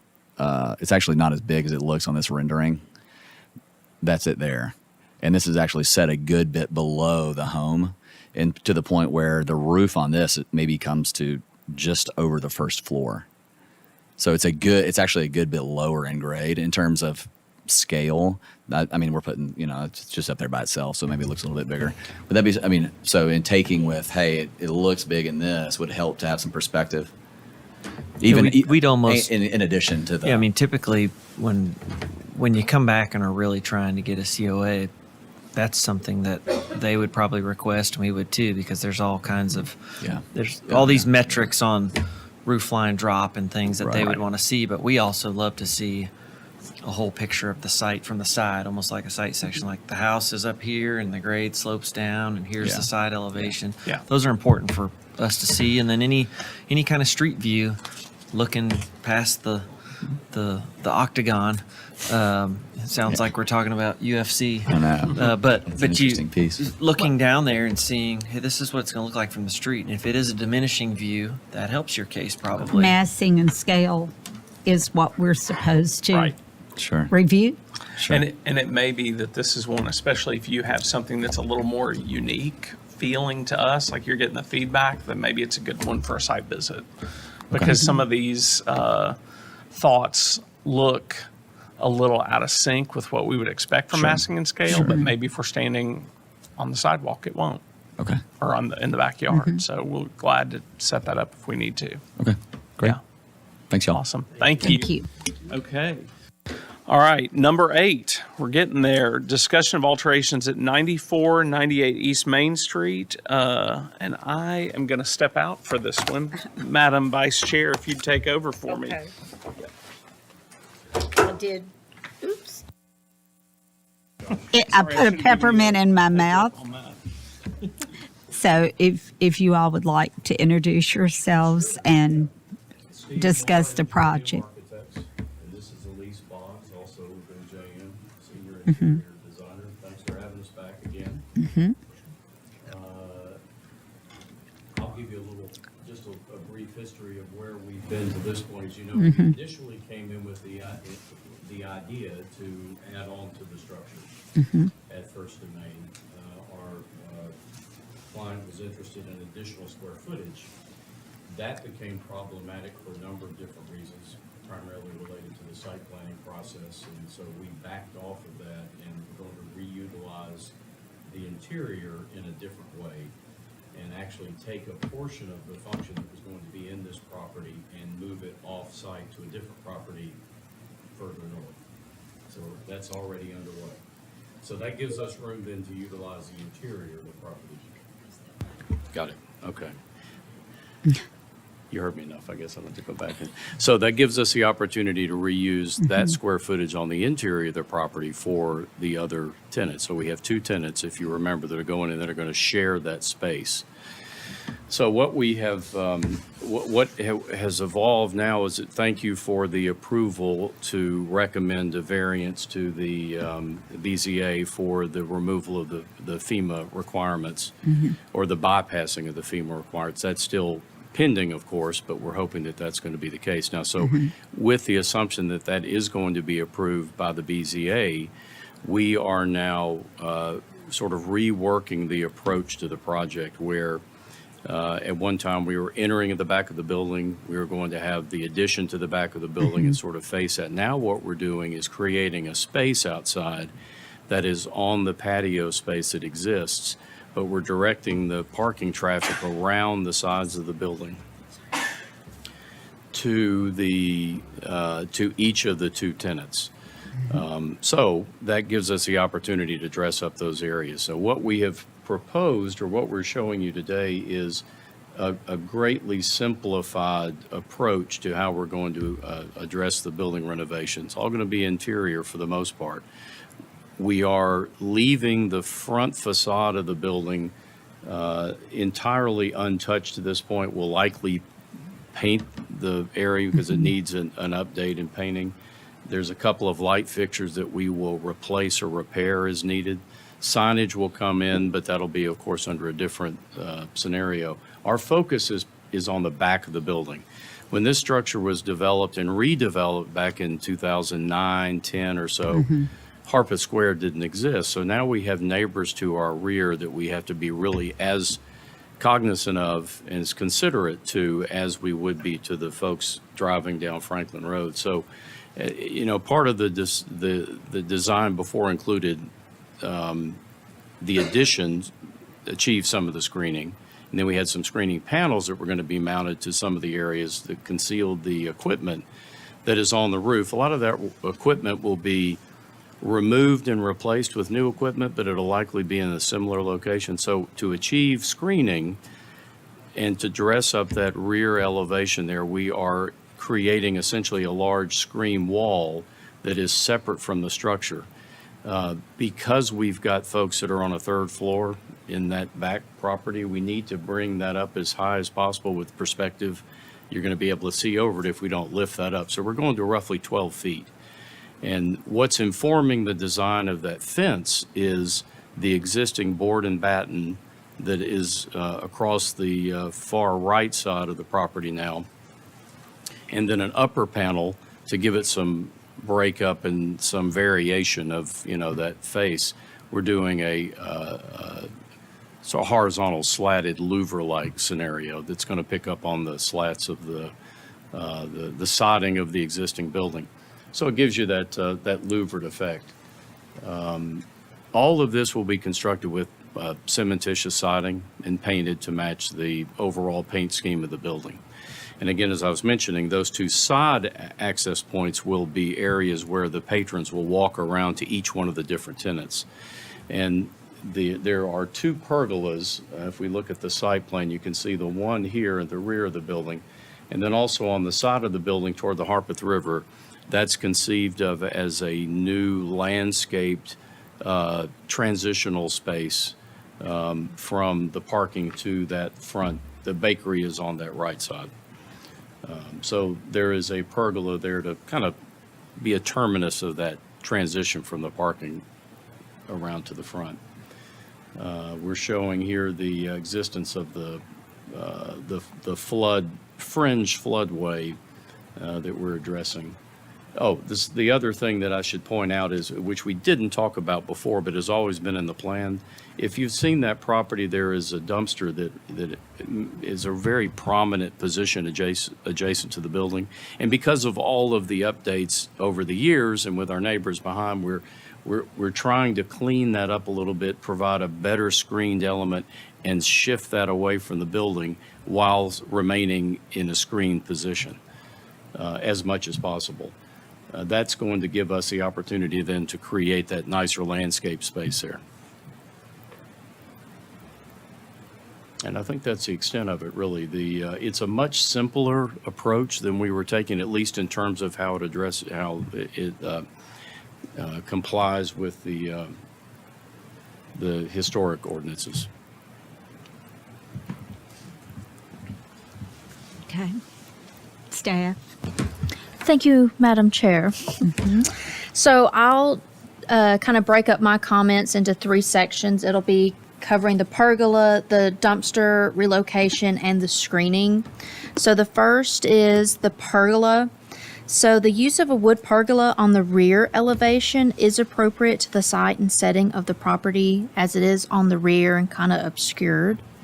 More information on the appearance of the pergola on the side closest to the river is needed, as these updated plans came to staff this morning, so we haven't had adequate time to review and have other city staff members review. That's fair. The zoning administrator would need to review this and its relation to the flood zone, and we just want to make sure that it would be okay with it being this close on this side. So then, let's see, I'll click. Okay, then it's the dumpster relocation. So moving the dumpster will have it closer to the street. The zoning ordinance states that refuse areas should be located away from frontages and to the side or the rear of buildings and at least 5 feet from any lot line. So by moving it from the current location to the proposed location, it brings it closer to the street and doesn't meet the regulations mandated by the zoning ordinance. Then for the screening, so the zoning ordinance requires that screening not be visible from any adjacent street or internal drive and shall be fully screened by either a parapet or a dark tone screening element on the roof. Screening shall be as tall as the highest point of the equipment being screened, and screening shall consist of an opaque fence or wall compatible with the principal building in terms of material and color.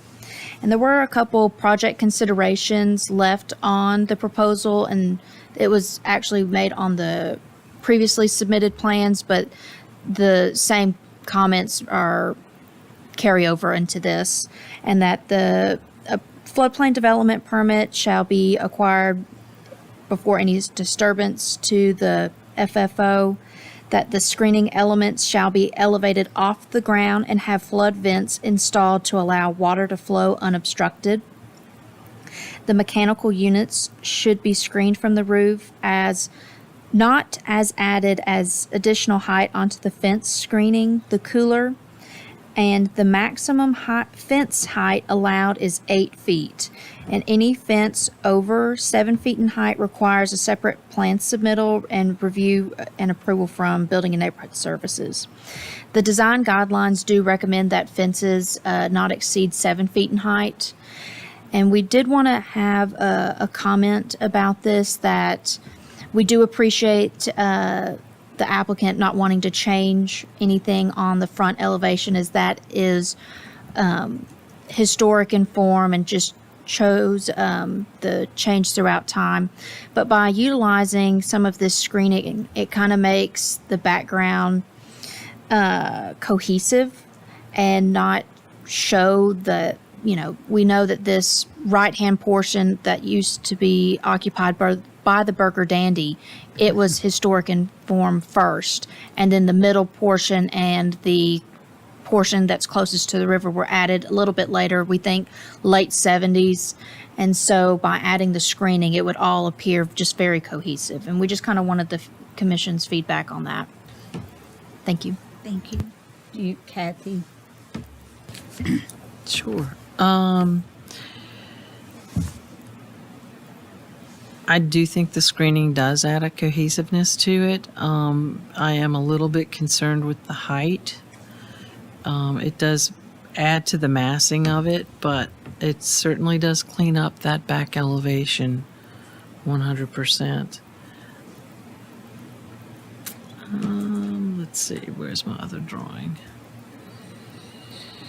The dumpster at first I thought was a really great idea to move it, but we have certain restrictions on that. That's kind of unfortunate, but yeah, Is it possible maybe to split the difference and move it further away, center it in that? It still would be in the back of the building technically, but if it was further down that parking row?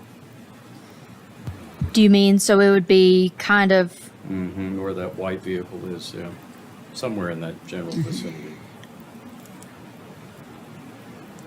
I mean, this isn't a unique site that this whole corner is visible. We would just have to have a little bit more time to review this and see what other, like our zoning administrator, what their thoughts are on moving it a little bit. Okay. My other concern about it too is there any type of screening around it, fencing, Has to enclosing? be. Yeah, there And is then now. Yeah. it's a pretty tight parking lot, so consulting who comes and picks them up, those kind of turning radiuses and in and out. The thing about, which we've all been through the dumpster go round with other applicants that have come before us, the doors sometimes don't stay closed, and so it would enclosure of it sometimes doesn't make it look less offensive. It needs to be well done. So I would, I'm happy that it moved away from the building, but there needs to be a happy medium, and then possibly consider an enclosure. Okay.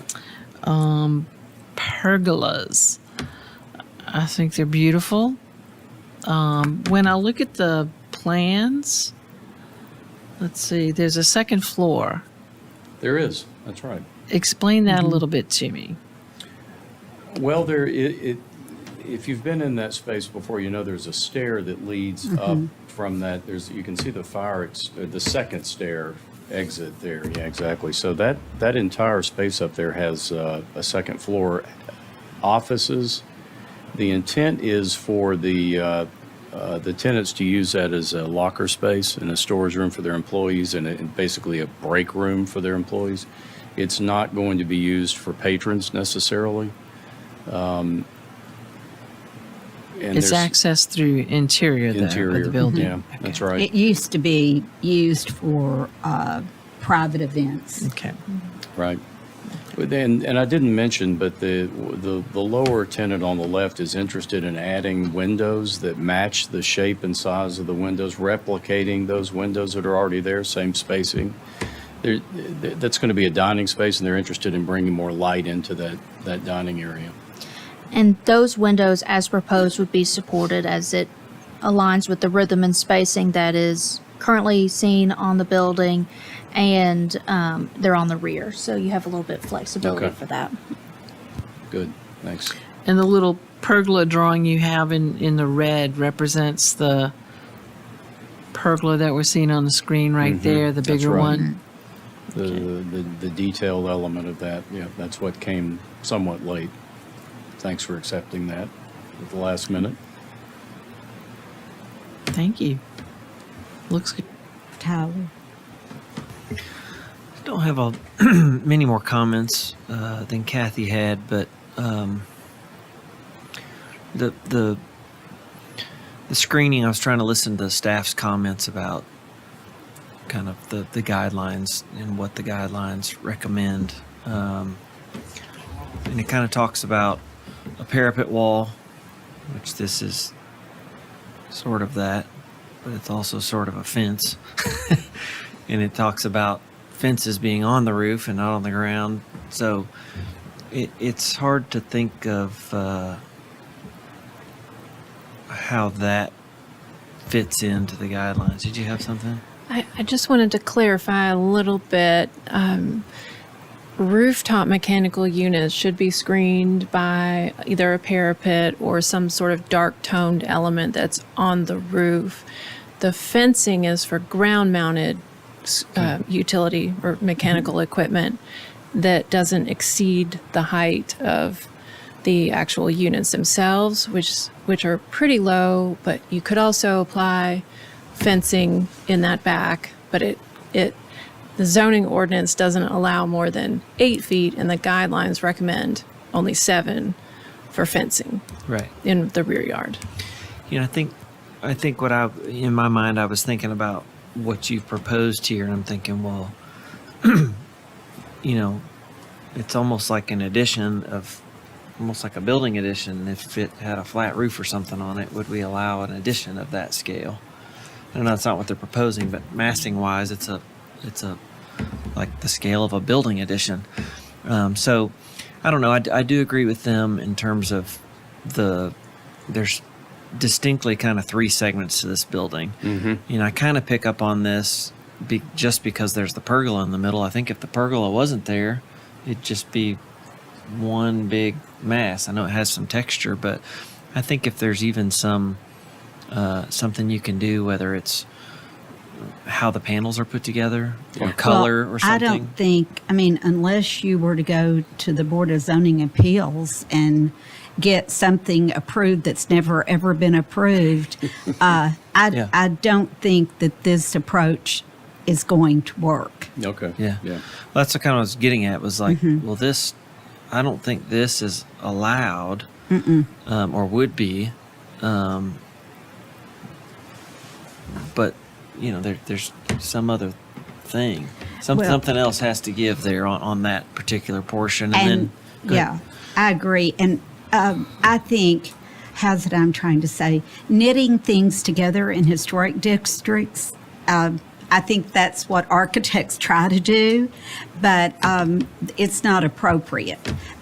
This obliterates that it was ever a filling station, which is kind of a rare piece of architecture right now. It's the last one we've got left. And Well, we're making that same argument with the zoning, so. yeah, and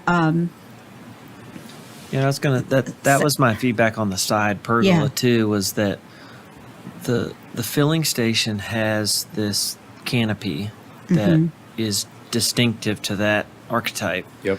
And to put a pergola on the other side, to me, feels like, one, it changes the silhouette of the whole ensemble. And two, it sort of is this counterbalance to something that I think doesn't maybe need to be counterbalanced. It needs to be set apart. It is the last canopied filling station we've got. right. And so, you know, I just think that it detracts from that. Not that it's a bad idea. I think, oh, having a pergola there by the river, that's the best place for it. It's like, but we have this other element that we have to be careful about. So I think if we saw front elevation of the thing, you would have spotted the pergola too. But I mean, back to the screening thing, somehow if it is broken down into different elements, where you get the fence portion and then you get the parapet portion, because a 12-foot fence, not happening. I mean, and it cleans it up so much, so I get it. So my question to the staff too is, since the back of this building is white, and our guidelines call for screening of equipment on the rooftop to be dark, is there, I guess we need to look at options on that, but I mean, that's the guideline. The zoning ordinance does recommend the screening to be dark in color, but it says screening shall consist of an opaque fence or wall compatible with the principal building. Oh, it's for ground mounted. Never mind. I know. I'm glad y'all brought that up too, that we do have ground mounted fencing, and it's backed up right against the way, when I'm looking at your drawings, it is just slammed up against the back of some of those secondary buildings to the back of the gas station. And then it kind of curves down and it kind of creates like a little open storage area. See that little angle right there to the left? Yes. That's actually, yeah, that's right. That's an existing fence section there that we're replacing. Okay, but that's still, so would that be the 12-foot high as well? No, that wouldn't have to be the 12 feet. You don't see it in the Because renderings if from that I look angle, at but that side it's a good elevation question. of the gas station, that's going to be Yeah. your biggest challenge, to blend the old with the new, and that overhang on the gas station there as well. So But you don't want to blend the old. no. But I mean, so that it Yeah. looks appropriate. Yes. In scale. Yes. And massing. So while I like the cleanness of the screening, the fence, I think there's ways that you can step it down and maybe combine fence and parapet. We can go back to the parapet. You know, the initial Yeah. submittal was to do screening like you're describing. Right. We thought this might achieve a different approach, but that's, we can go back to that other. But I think the pergola, adding the windows, does it need kind of Yeah. cleaned up in the back? Yes. Is some of it practically, it's just kind of lived its life. Yeah. Some of the materials in the back, but Sure. Yeah, so really its cohesiveness is not desirable No. in this case, really. Yeah, I get the point. and you do make it look cohesive. Mhm. And if it weren't a historic district, it would be a fine thing. But Okay. Thank you.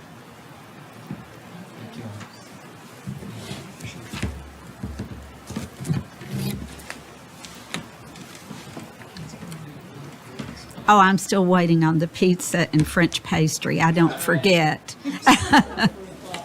Yes.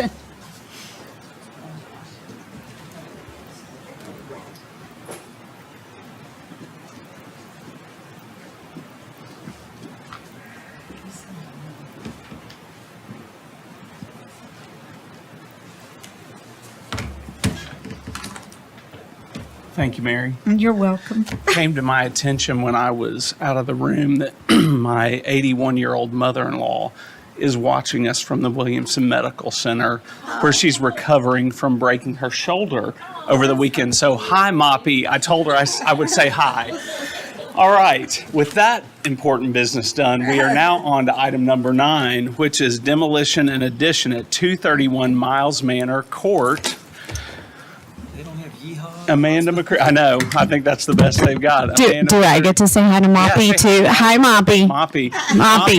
Moppy's a former planning commissioner in Hopkins County, Kentucky, and a former city council member for Nortonville, which is a town of 1,200 people. So this is exciting for her. It's big time. Yes. She's getting to see it go on to the next generation. So Well, anyway. well, hi, Moppy. I'm Amanda McCreary with Chisel Workshop. You guys know me around here.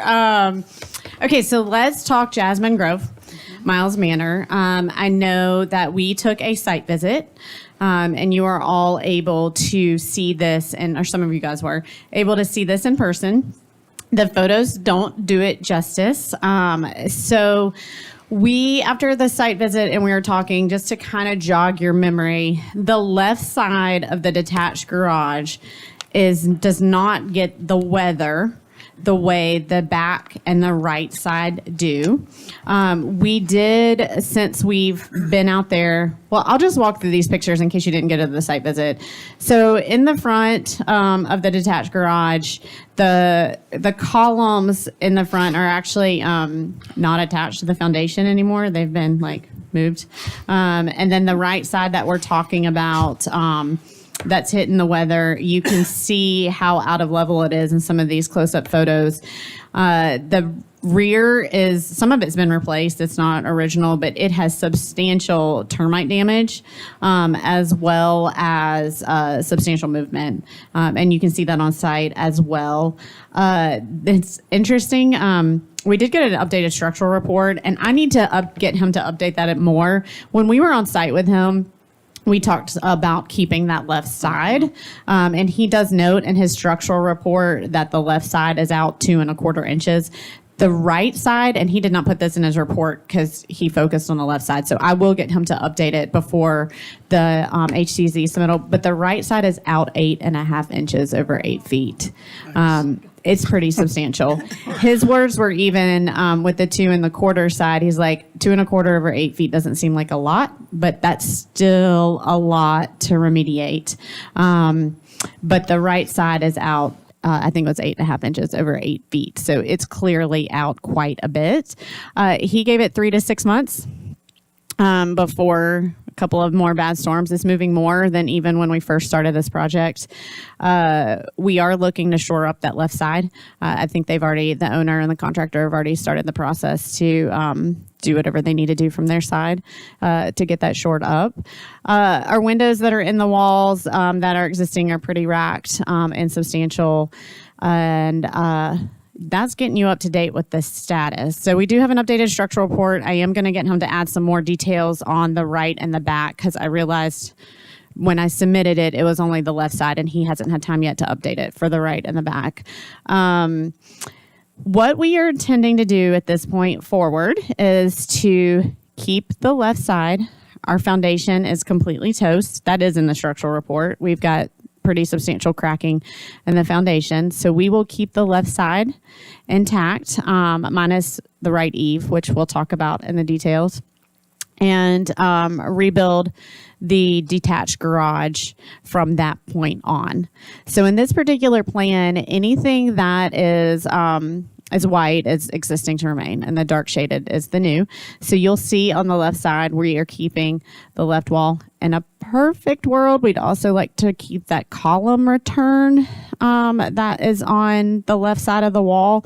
One of them has some substantial termite damage, but we're going to see what we could do. So it's almost like we've kept that whole portion of the left wall. And what we're proposing, you'll see here from a plan perspective, it looks a little interesting, but it makes more sense when you see it in elevation. So we are keeping the existing footprint at that rear line, clearly, because we're keeping that return, and on the front line. And then where we've got the two bays, we are keeping, that's the footprint of the existing, and then adding a bay. And that bay that we're adding is pushed back on both the rear and the side. So from the street view, you'll still get the feel and the proportions of what was existing. You can see that here in the front. The garage doors are the same size as the existing openings between the post and to the bottom of the beam that runs across. So we're also trying to keep that rhythm that was there historically from the beams and the posts. So keeping that that feel to it. The gable, keeping the gable ends. If you don't mind going to the next page. We'd like to keep some of the detailing on, this is the left side, the piece that we're keeping. That front right gable return and the eave and all the detailing is not, is new. The left side is somewhat intact, but the right side is not. And you can see that in the enlarged elevations. They've ripped off pieces of the trim, and it does not go to the edge of the line. The front does have a larger overhang than the sides and the rear, and we would like to maintain that just because it is an interesting look that was there. So you can see that detail, and that's why it's got the two different roof pitches. And really, we'd like to honor the site. It's a pretty large, substantial home, primary home. So we don't feel that the garage itself takes away from that because it is such a large, prominent home. But we're trying to do our best, you know, from the story, but we're trying to honor it and keep that left side as much intact as possible.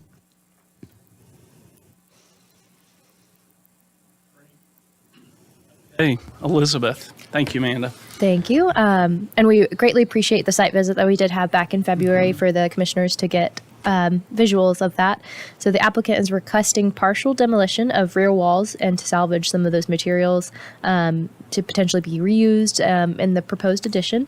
The applicant has provided an engineer stamped letter with a conclusion in there from an engineer. So the property is also unique, similar to what was previously discussed, in that it is legally non-conforming with the number and size of the accessory structures on the property. The zoning ordinance would allow for an addition onto this structure so long that it does not exceed 50% of the square footage of the principal structure's footprint. The applicant is proposing to keep the front facade of the structure that faces the street and to have an additions to the structure on the rear elevation that is set back and differentiated from the historic structure. And it will read as an addition this way. The guidelines recommend to place additions on the rear of buildings and to orient them to be less visible from street view. So the applicant has done their best to try to orient it this way. Staff would like to clarify with the applicant what the current foundation material, as it's proposed to be the parged coating, just to make sure that those remain the same and to be compatible with what's existing on the historic structure. Okay. The guidelines state to design additions so there is least possible loss of historic fabric, so the character-defining features of the historic building are not removed, damaged, or obscured. And so them going with that millwork in order to do all the trim and the siding that's existing is appropriate and in line with the guidelines. And during the site visit, the preservation of the front facade was communicated as being highly important to the commission.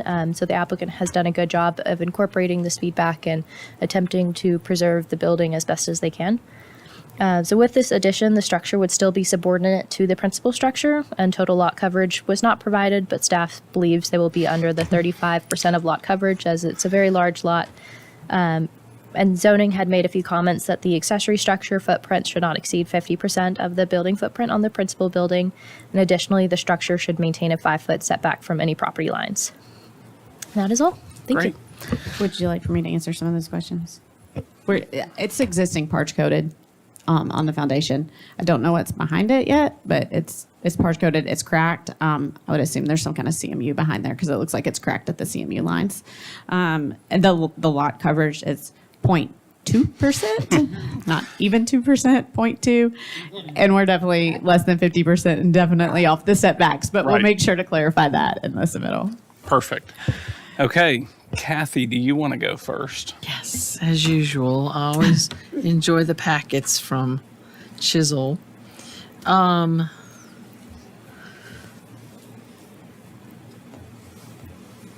did I want to say? I'm looking at the elevation, the exterior elevation of the front. And I'm looking at the ridge lines. Is there some way you can, the third car garage, is there some way you can lower that a little bit so that it's not as significant? Or is that a problem? We have it right now as the same pitch as the existing. So if the same pitch, and to have all of those, because it's got gable returns. Okay. So to have all the fascias and the gable returns line up, that's where it kind of falls where it falls. So if we were to keep the gable returns and all those fascias to align, we'd have to lower the pitch. And it would not. So when you're looking at it from that view, you would have you wouldn't have parallel pitch lines. It's more important. Yes. Yeah, that way. Okay. I love the nod to having the existing over large eave on the right side. I think that's very nod to existing. So I think it really looks well. Looks good. Great. Mary? I agree with what Kathy said, and I think it's amazing to leave that one wall. I think you all are using a lot of sensitivity. Tyler? I was looking at the original kind of pole barn front, if we want to call it that. I feel like that's a little lost in the new elevation, but I understand why. Like everything about the old building, never got a car in there, right? Not a modern car. So I think it's a good approach. Be curious to see a little more about like the garage doors and what exact kind of model. I mean, I see you've got, it's going to look like that, but yeah, we're probably looking at a Coachman or something similar from Clopay. And part of that, I thought long about the garage door style. We would love to have some lights in there just to get some natural lights to do the glass top. But one of the reasons we elected to do the 2 over 1 or the 1 over 2 and the below is to keep it a little bit more simple. Sure. So that way we would try to keep some of that aesthetic simple. We're open to discussions about that garage door design.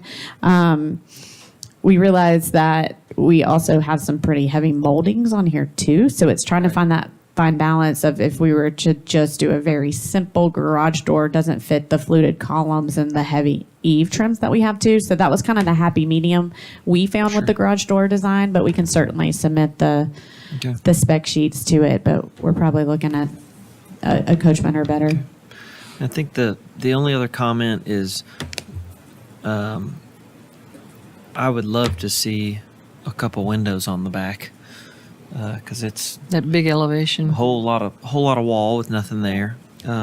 And we're not opposed to that either. Just maybe a couple, or one centered on each garage door or something Right. could, but it's a lot of wall to not have something in it. So that's all. Okay. One other question too. What's your roof material? You know, that is an excellent question that I would like to discuss. I'm glad you mentioned it. So the existing house and the outbuildings, for the most part, are metal. The existing roof on the garage is asphalt shingle. We don't have a quote back on both. So part of it was, a discussion of cost from the client's perspective, because we know the metal is going to cost more. But if you guys have a strong opinion one way or the other, because honor the existing, but then also we have metal on site, that's a discussion we definitely wouldn't mind having. Here's what I might say, and I'm going to speak like designer. Bring it. Whatever the material is, it needs to play a significant role. Right. I mean, an insignificant role. Right. Because I'm seeing the heavy molding, Right. and for some reason, simple, clean. Is that metal? Maybe not. Right. Is it asphalt? Maybe. Right. I'm not quite sure what the other options would be, but it just needs to not have a massive feature to it. So no cedar roof. Got it. That would be pretty, but we're going to another place. Yeah. It probably was cedar to begin with, honestly.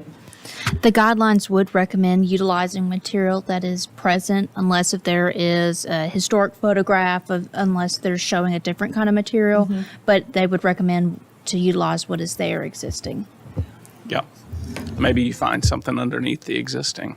Yeah. Because we've We dealt can- with yeah, that before. We can look for some. Yeah. Right. Right. Have you ever had an instance where you've approved both?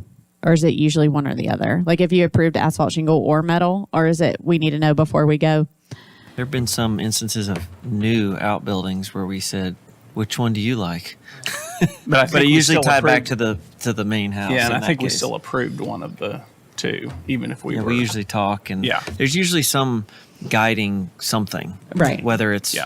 well, this neighbor's a similar form, and that's Right. what they have, or the main house is this, Right. or we've approved an addition with metal on it, and wanted the garage to match, so there weren't two different metals or some weird. Right. So yeah. Okay. Okay. I think the site visit was super helpful.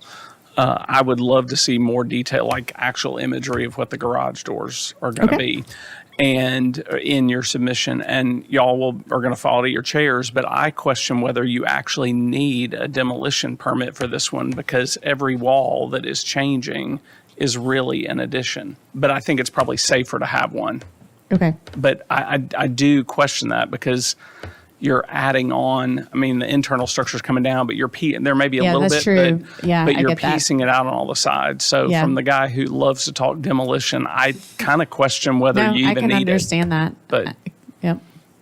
but And is that more, are you thinking more through the guidelines from you all standpoint? Because the building department, it doesn't really matter, because it will be reviewed as a, yeah, it doesn't matter from the I mean, building I think standpoint. you wouldn't want to demolition the whole structure No, because that's of the not the zoning code. You intention. can't do that, Yeah. right? And then Yeah. put it back. So, Right. I mean, from my perspective, from what we saw on site and what we've seen thus far, I think you're headed right toward demolition if you needed it. But I just Right. throw that out there. Okay. Staff will tell me I'm wrong. Would that be a partial demolition? Partial, yeah. Partial demolition of residential. I don't know that it really matters, because it's going to be one plan set. It's not really going to matter to it. Yeah, and I think it's probably going to be viewed more as additions from a drawing standpoint anyway, because we'll have the demo side and the new side, and the new side attaches to the existing to Right. remain. Yeah. And I would say if it's got an asphalt roof on it, we have some direction. Right. So, Yeah, I tend to agree with that unless you find some other precedent for it. So, okay. Anything else from our committee? Okay. Thank you, Thank Amanda. you. Appreciate it. All right. We are on to Number 10, Mr. discussion. Chair, do we have? I'm suspecting this one might take a minute. Would you like a comfort break? Yes, I would. Okay, then we will. Do we need to say Just when we'll 5 be minutes. back? We'll 6:20. We'll adjourn and come back at 6:20. Thank you. Thank you. Yeah. Sorry to interrupt you.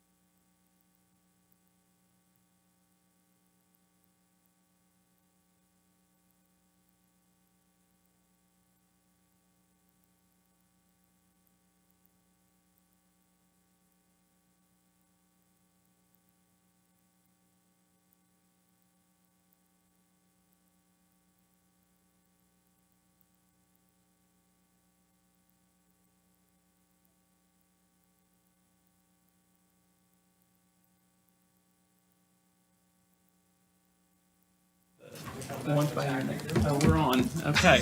All right. We're talking cicadas. Okay. We are on number 10, discussion of demolition and addition 251 Second Avenue South. Mr. Pretty. Hello, thank y'all. He wanted to, but I don't think we have that kind of time. It's getting late. I'm gonna let Troy Van Leer, our owner, real quick, kind of describe the overall project, and then we'll get into a couple of. Yeah, hi. Thanks for having us.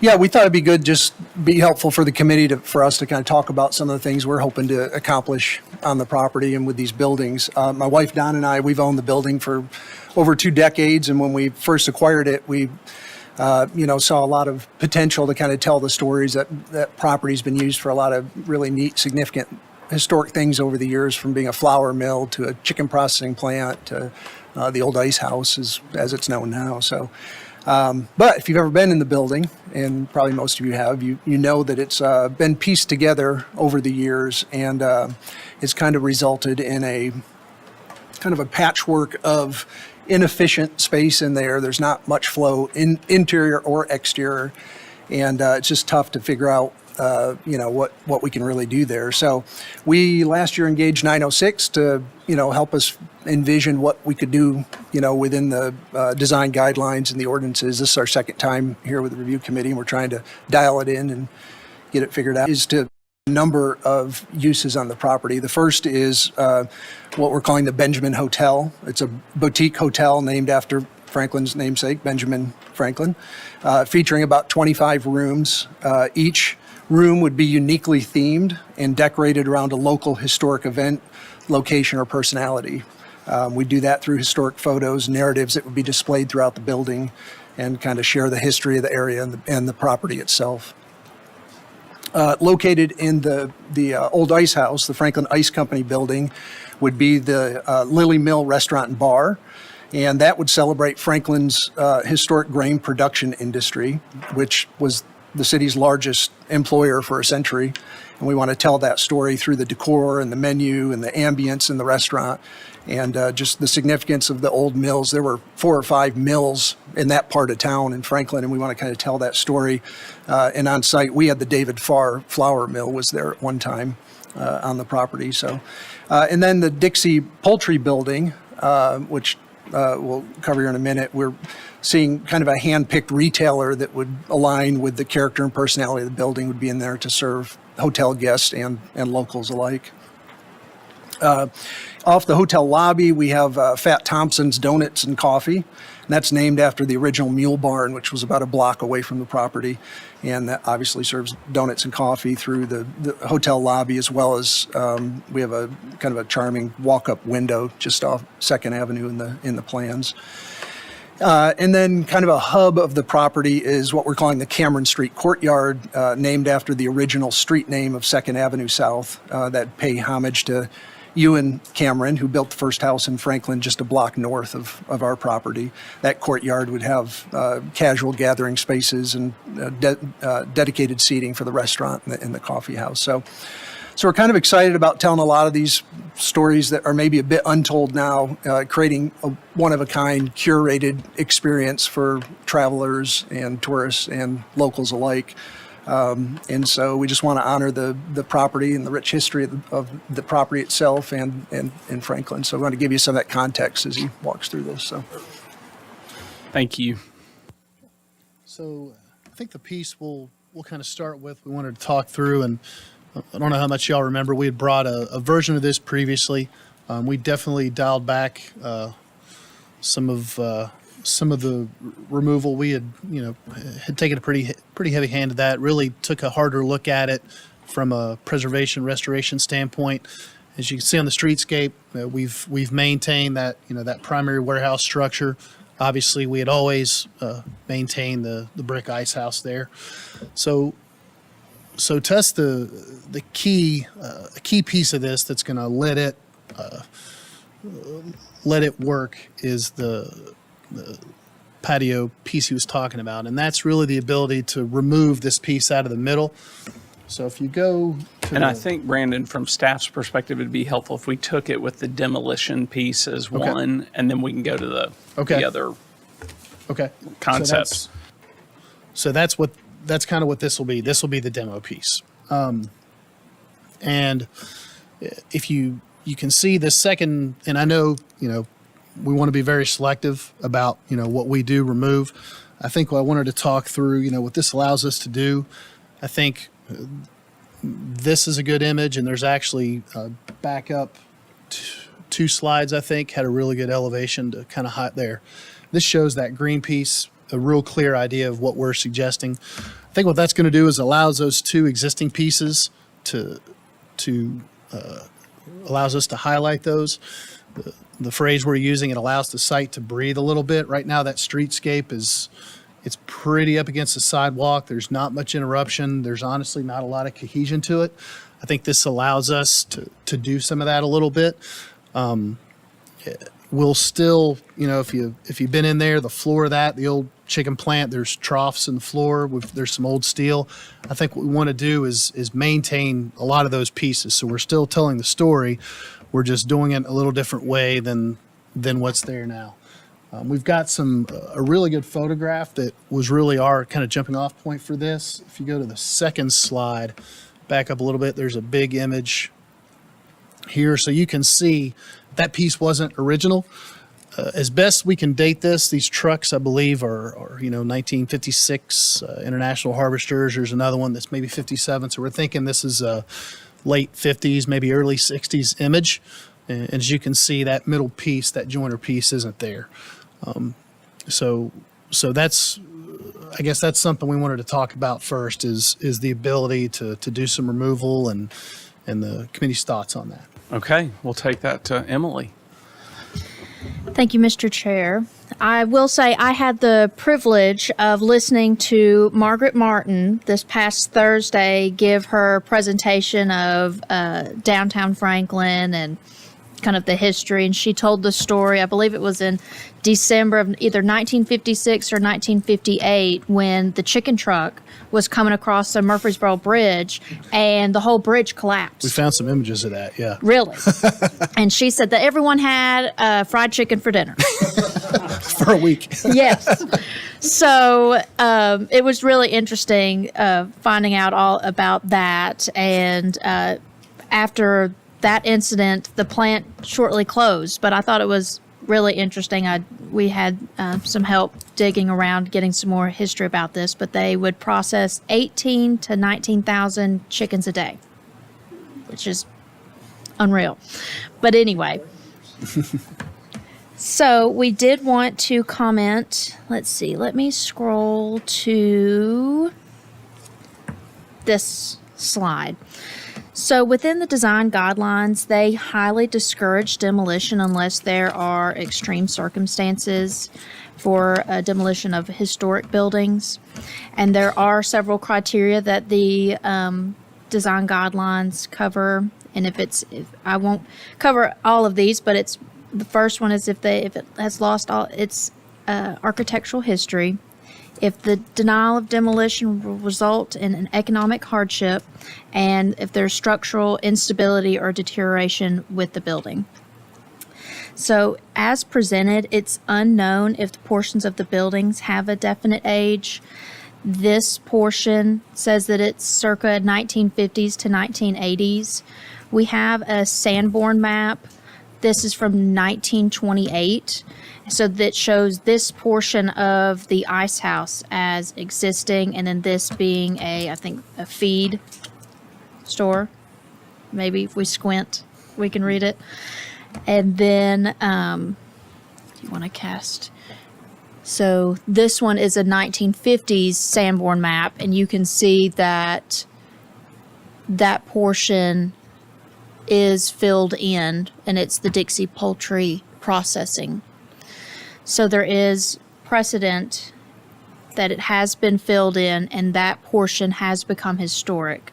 And for it to be historic, it has to be having been built within 50 years. So it has exceeded that. The National Register lists this building as contributing, as is how it sits today. And so therefore, we would have to have strong evidence for demolition if that is the way to proceed. And we'd just like the commission's thoughts on this, because as it sits, it appears that a portion of the ice house, especially from this, is proposed to be demolished. And we'd like your thoughts on this portion of it. Okay. All right, Tyler, I'm going to start with you. Well,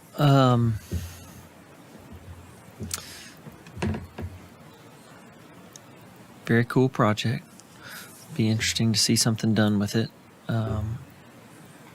And with that, I'm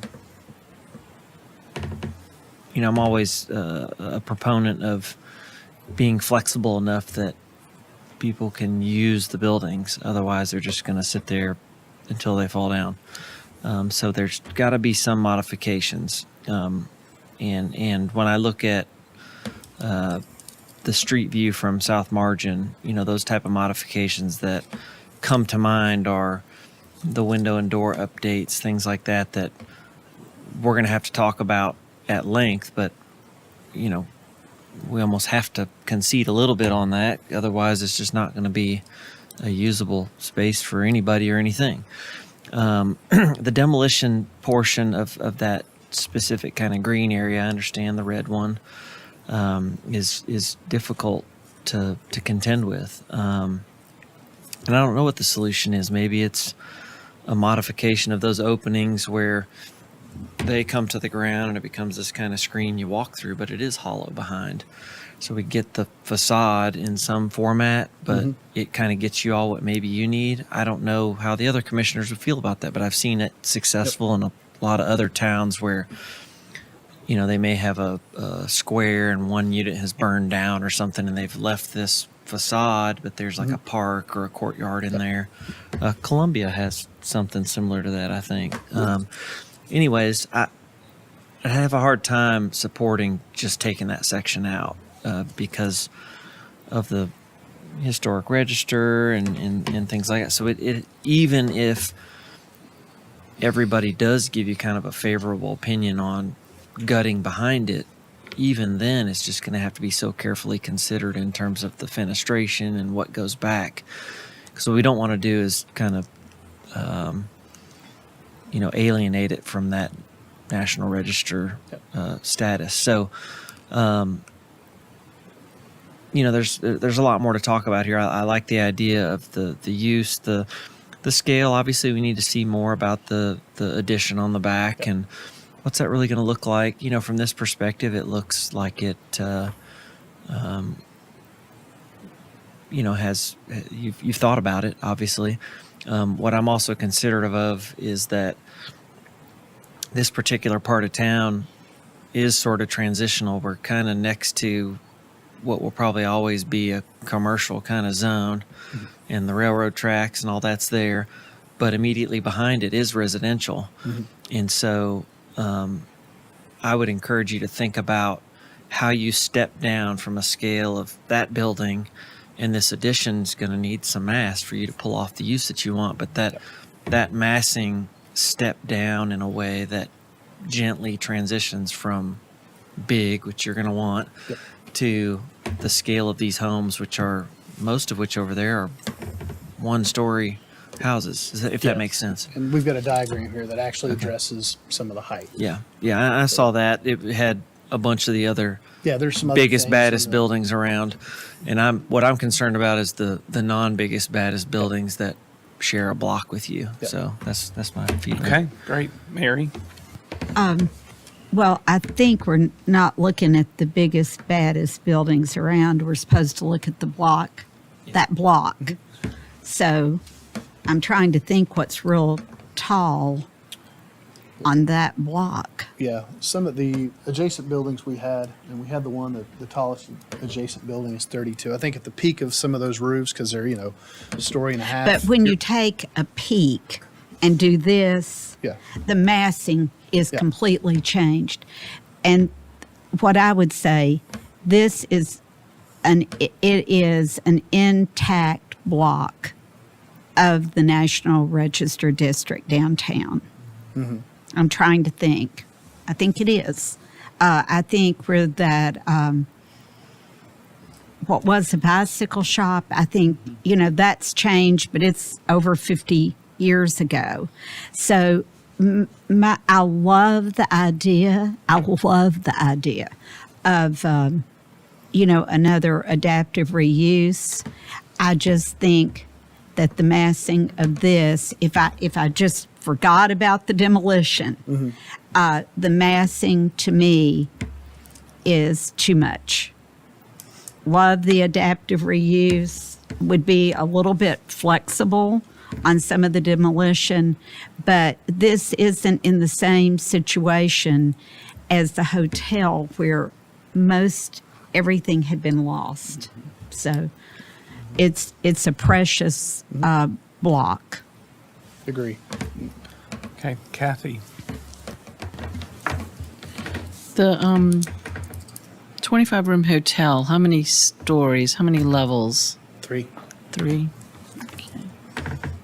Which is allowable within the overall zoning. It's allowable. Obviously, the historic Yeah. zoning, there's some language there that would supersede that. But with the overall zoning, we've got 3 stories. It's asked for a 20-foot setback. We actually were between 50 and 60 feet setback off the road in both locations. So we really tried to push everything back as far as we could off of the streetscape. When it was mentioned too about it being an intact block on the historical register, does that present any additional guidelines that affect what we are looking at? I would have to double check with the State Historic Preservation Office. I would say no, but what I would say is as you erode pieces of the historic district, they're going to get removed. That's I the see what you're saying. consequence. Okay. They're removed. And I thought that we had in the historic district a guideline on height variance, which There is a guideline on that. It's in the new commercial building section because additions are supposed to be subordinate to the historic building. But for new buildings, it's within 10% above or below the average building height for the block. Again, though, this is an addition, but it's not subordinate, and the recommendation is to be subordinate. So do we know what the 10% of the block height is of the building's average on the block? Don't know what that is off the top of my Yeah, head. it might be helpful to. Yeah. Yeah. We can, I think the tallest building's 2 stories. Is that The what you tallest, the think? tallest one is the one we have there. That's 36 feet, and that's Okay. that's the Peak, warehouse. yeah. Peak. That's the warehouse on Margin. Okay. Sorry, Kathy, did you have more? No, I mean, when y'all came before us, it's the same thing. We love the project. We love the idea. And I appreciate you scaling it down somewhat. What did you scale down? We pushed everything back. So Closer previously in? we had looked Okay. at essentially removing everything except the ice house, not knowing how to manage that. Kind of came back with something similar in scale to what was there. Didn't do that. Pushed back the new pieces, like I said, are pushed back about 60 feet off of Margin and then 60 feet off of First. The maximum height is only 4 feet above the peak of the existing building. Okay. So I guess part of that too was the language is subordinate, but I guess the question is there a way to create subordinates with setbacks, with some different things other than just a strict height reading? That was our attempt here. Yeah, I think subordinate is broader for us too because it's the massing, the scale, the height, all of that. And I mean, I appreciate the setback option on it. And I'm looking at the parking plan and the footprint that's dropped in on the Google. And thank you. You've got some good stuff going on here with these images of implanting the new build into the existing photos. But you mentioned the little building on the other site plan. That's that red building, the pink building that's highlighted pink, and it's going away. Yes, ma'am. Okay. And that's so that we have another access. That's right. Because you've got A lot going on. yeah. And to your comment, Tyler, about the overhang between the ice house and the rest of the space too, is a lot of buildings will grab alleyways and convert them into people places, and these transitions between it. I didn't really recognize that you had taken part of the ice house out until you showed that rendering in the green, because it's a little L of the ice house. You're talking about the piece cut out in the back. Yes. Yeah, and I think part of that too is an understanding of where the ice house stops and the other picks up. I mean, I don't think we would propose to pull anything out that's part of that original early 1900s. That was an understanding Any of this, like, have you discovered any of this section, the green section that's coming out? Is it like deteriorating? Has it suffered any damage? So structurally, it's relatively sound. We have had a study, had a structural engineer go in there. Now, basically everything else, I mean, it's deteriorating. And I think that's part of this conversation for Troy as well, too, is, you know, this building's at a point where, you know, there's going to need, at some point pretty soon, there's going to need to be some roof work done. You know, there's that T111 wood siding that we'll figure out what you do with that. Do you replace it? Sure like to think we could do something else. There's pretty soon coming a time to put some, you know, put some effort and resources into this. To Tyler's point, want to do it in a way that you're able to, you know, it's feasible. It makes sense for him long term. I think our challenge, especially with that specific piece, is just physically. I mean, if you go to the existing elevation along that street, that little kind of lean-to, if you go up in there, they basically just build it out of 2x4s over top of a roof. I don't know how we restore that. I don't know how you put a new roof on that. So that's, as we're looking at it, it's, well, you know, we certainly don't want to, you know, go around pulling down historic pieces, but if we can do some removal and it, you know, helps us on our landscape ratio, helps us on parking, does some things that aligns us much more with what Envision Franklin wants as far as, you know, outdoor areas and spaces like this. It felt like it let us do a whole lot of things, which would then let us, you know, preserve the warehouse, preserve the ice house, you know, celebrate those pieces. And I certainly, you know, we don't suggest it lightly. I know it's a bit of a reach, but I do think there's a lot of benefit to being able to do that, even in, you know, I think wide open to keeping that facade, you know, cutting through that to allow that, you know, that piece of that streetscape to remain. But that just feels like a pretty core piece of this from what we've seen. And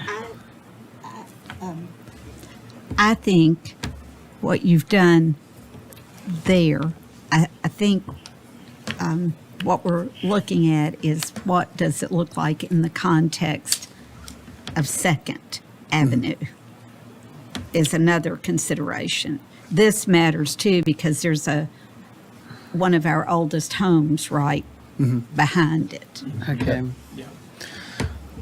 And that home would remain. Yes. Yeah, they don't own it. Yeah, correct. Oh, okay. Okay, because it's like ghosted around it a little bit. Yeah. I'm looking at the site plan. It was actually our first office, so Mike won't let us touch it. And rightly so. The attic. So I wouldn't be able to support removing the whole green section like you want to just because of the significance of it. However, I've been in the ice house a bunch and there's different levels. It looks like it's been, I don't know if there's add-ons at different times. Yeah. So if you develop some history and discovery and, you know, give us some conditions that could support this internal surgery, which I don't know how, you know, that's another thing. How do you remove without, how do you demo without destroying what you want to leave? And you mentioned roofs and it's a complicated dance to even begin with, but anytime to demo, and you've heard Josh mention this before, is, we can't do without some good substantiating evidence. So if there's some reason to why you're pulling out this green chunk and why that shape, is it relate to some of the level changes that are in the ice house? Yep. Is there any other add-ons or deteriorated sections that, would validate you picking that, or is that just square footage? Yeah. No, that's a great point, especially with the levels. And another kind of piece of this, back to the benefits of being able to do some major surgery. I think the technical architectural Yeah, because term for ice this house is is it's a one life safety portion of nightmare. that.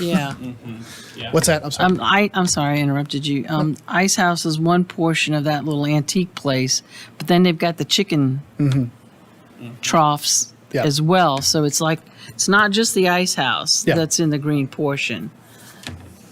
It's Well, a combination of. Yeah, the green, and to be clear, that green portion is completely, except for the back where, wherever the extensive that is, that front is completely outside of the ice house. That's Right. only the chicken plant, the piece that was added. Now, and there's just not as much information on this as we'd like. We've looked. I feel pretty confident that photograph is at the very earliest late 50s. I mean, we actually had somebody date the automobiles. So I don't know if we're trying, It's significant. but I don't know. I know we saw the Sanborn map from 50. Those two are conflicting. The image pretty clearly seemed to show at least, now granted it's still more than 50 years, but I don't know if they built that in the early 70s, late 60s. I just don't know. Okay. And the height is another killer. I don't know how boutique you want a boutique hotel, but if you could knock off a level or make it super boutique, Yeah. I know the numbers have to happen to make it work. But anyway, it's overpowering, but it is such a cool design. Thanks. Yeah. Such a cool design. Okay, I'll go next because the hour is Yep. getting upon us. So, and I wasn't here for the last time. So, yeah. So it's interesting, and I think the concept is so cool. I think for the green, you're not going to be surprised with what I have to say on it. We just have thresholds we have to hit before we can ever even start talking about demolition, is my take on it. And I think that's what the code or what the guidelines say. They say we can consider it if, and then there's the requirements. And the different paths to demolition. I've not heard anything tonight or seen anything, and it seems like it's clearly acknowledged green is historic. Then I have a question about the red area, and I would just say circa is helpful. Circa 19, I think it says circa 1980s. If you're going to want to take something off, come and especially if you're not going to try to meet the demolition criteria, my strong take is you got to bring in something that shows to us, it's your all's burden to show to us that it's not historic, and historic is 74 today. So maybe you got lots of great evidence it's 82 or 83 or somewhere between 80 and 84. I would just say be real clear about that so that we have that, and it helps us with the demolition consideration of that part.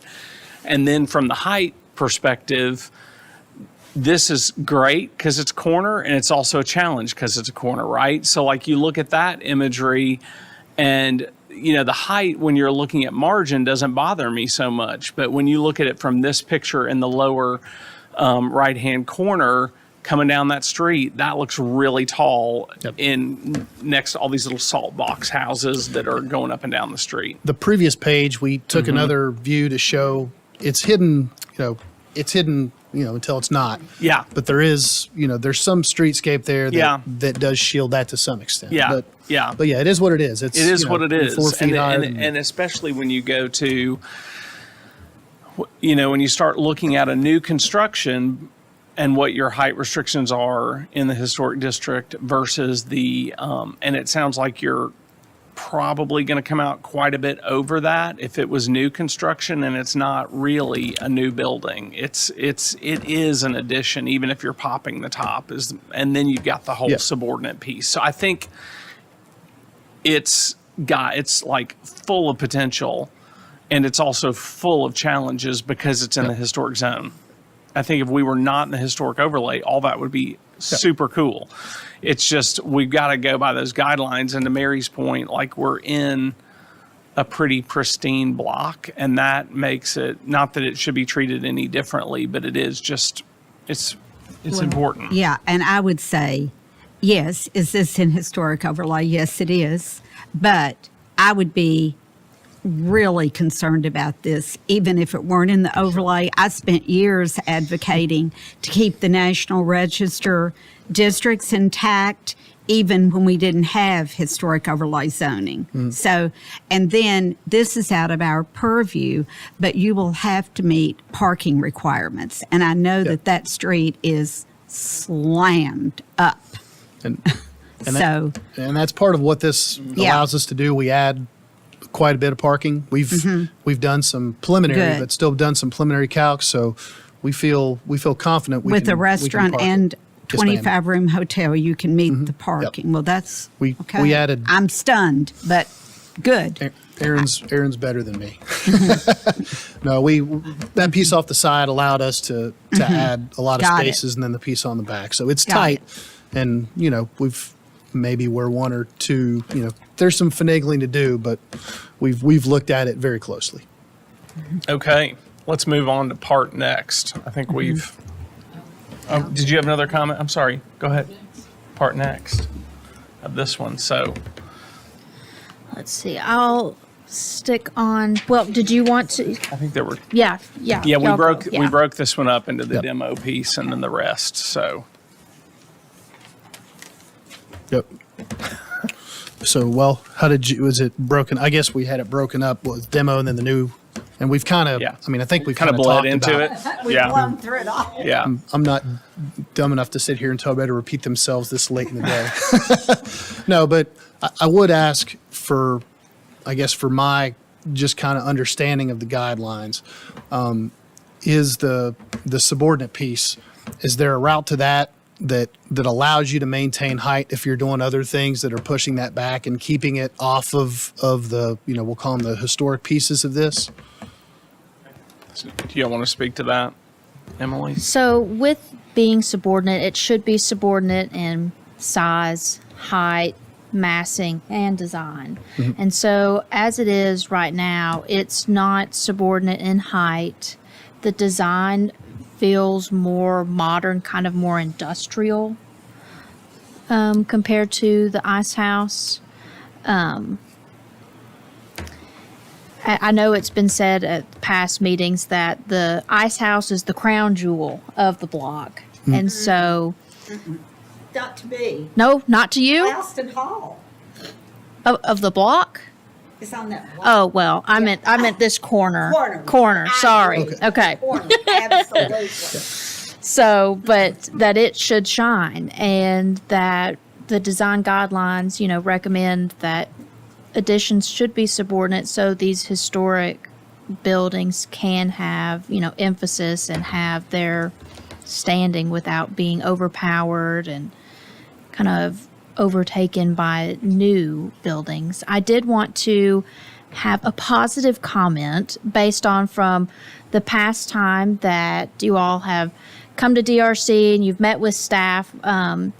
The adaptive reuse of this building feels like it activates the street more. It utilizes the window openings that have been boarded up, and so that is a really great positive thing that is seen within this iteration of the plans. Thank you. And to clarify on the design point, what's here is very generic. It probably honestly reads more modern than what we want it to, because we just wanted some decent looking blocks. You're massing, right? Yeah, I mean, exactly. yeah. We're not going to go through the time and trouble of doing that without having this conversation first. So the idea is a light industrial aesthetic to, to work with the warehouse itself, work in some brick to speak to the ice house. So I think we could, the intent would certainly be to soften, what you're seeing design-wise. Sure. Okay, who wants to speak to that aspect? I'll be praying for you. You've got a monumental task to do here, but one worth, I think, going at it again. Yeah, I think I kind of mentioned it earlier about this kind of stepping down and kind of surveying what this touches, especially behind you on the same block, but even across the street, and thinking of a way to ramp up. One of the things that I think could be useful is that all these original buildings have some version of a pitched roof on it. So if there was a way to do some pitched roof in your third story was kind of within what would be perceived as an attic space, it could be dormered or even have little porches or something Kind of read as a inset. half story. Yeah, then now it looks like maybe a 2-story thing, but you, from a functional standpoint, might have a third story with some rooms. It starts to break that scale down just a little bit, and maybe the one closest to the ice house, whatever units are on the end, maybe that really is like a story and a half just for one unit. So there's 2 units there, whatever. But it's the idea that you're cascading down to a more pedestrian, residential, single-family scale. And like you've already done, you might be working your way up to something a little more dense, a little taller. As you get to the chicken house here, which is essentially 3 stories. Its reading is 2, but it's 3 stories tall. And I think that could help, and it might be a mechanism that's useful. I don't know. It's something for you to maybe look at. I would take inspiration from the historic building that was there.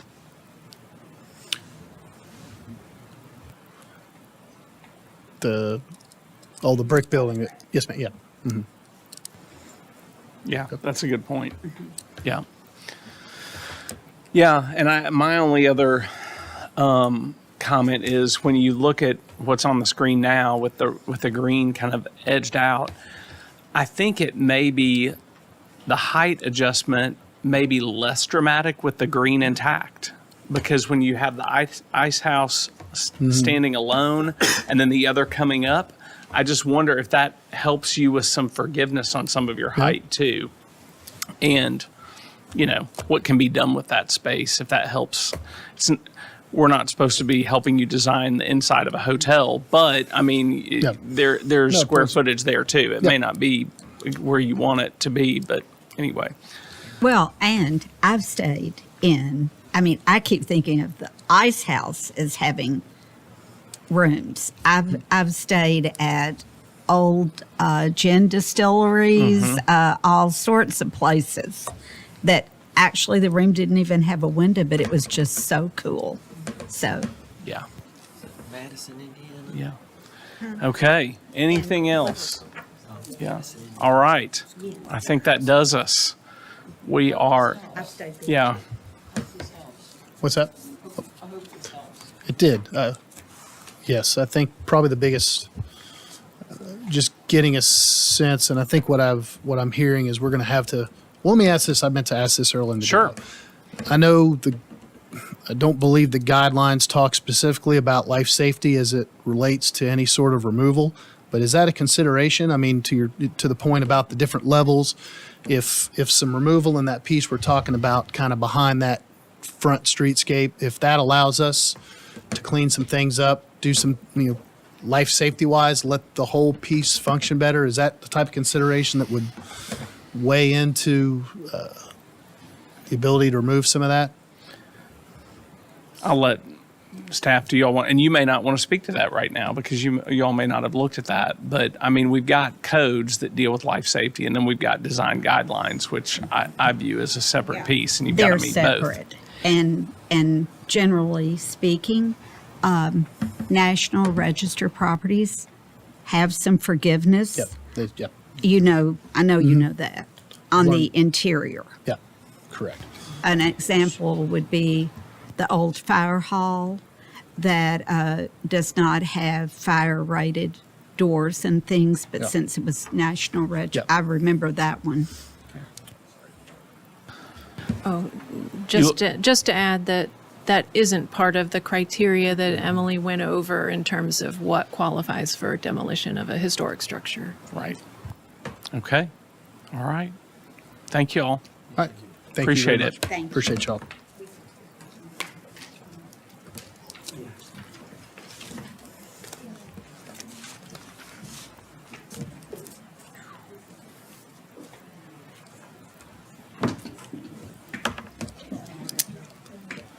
Adjourn.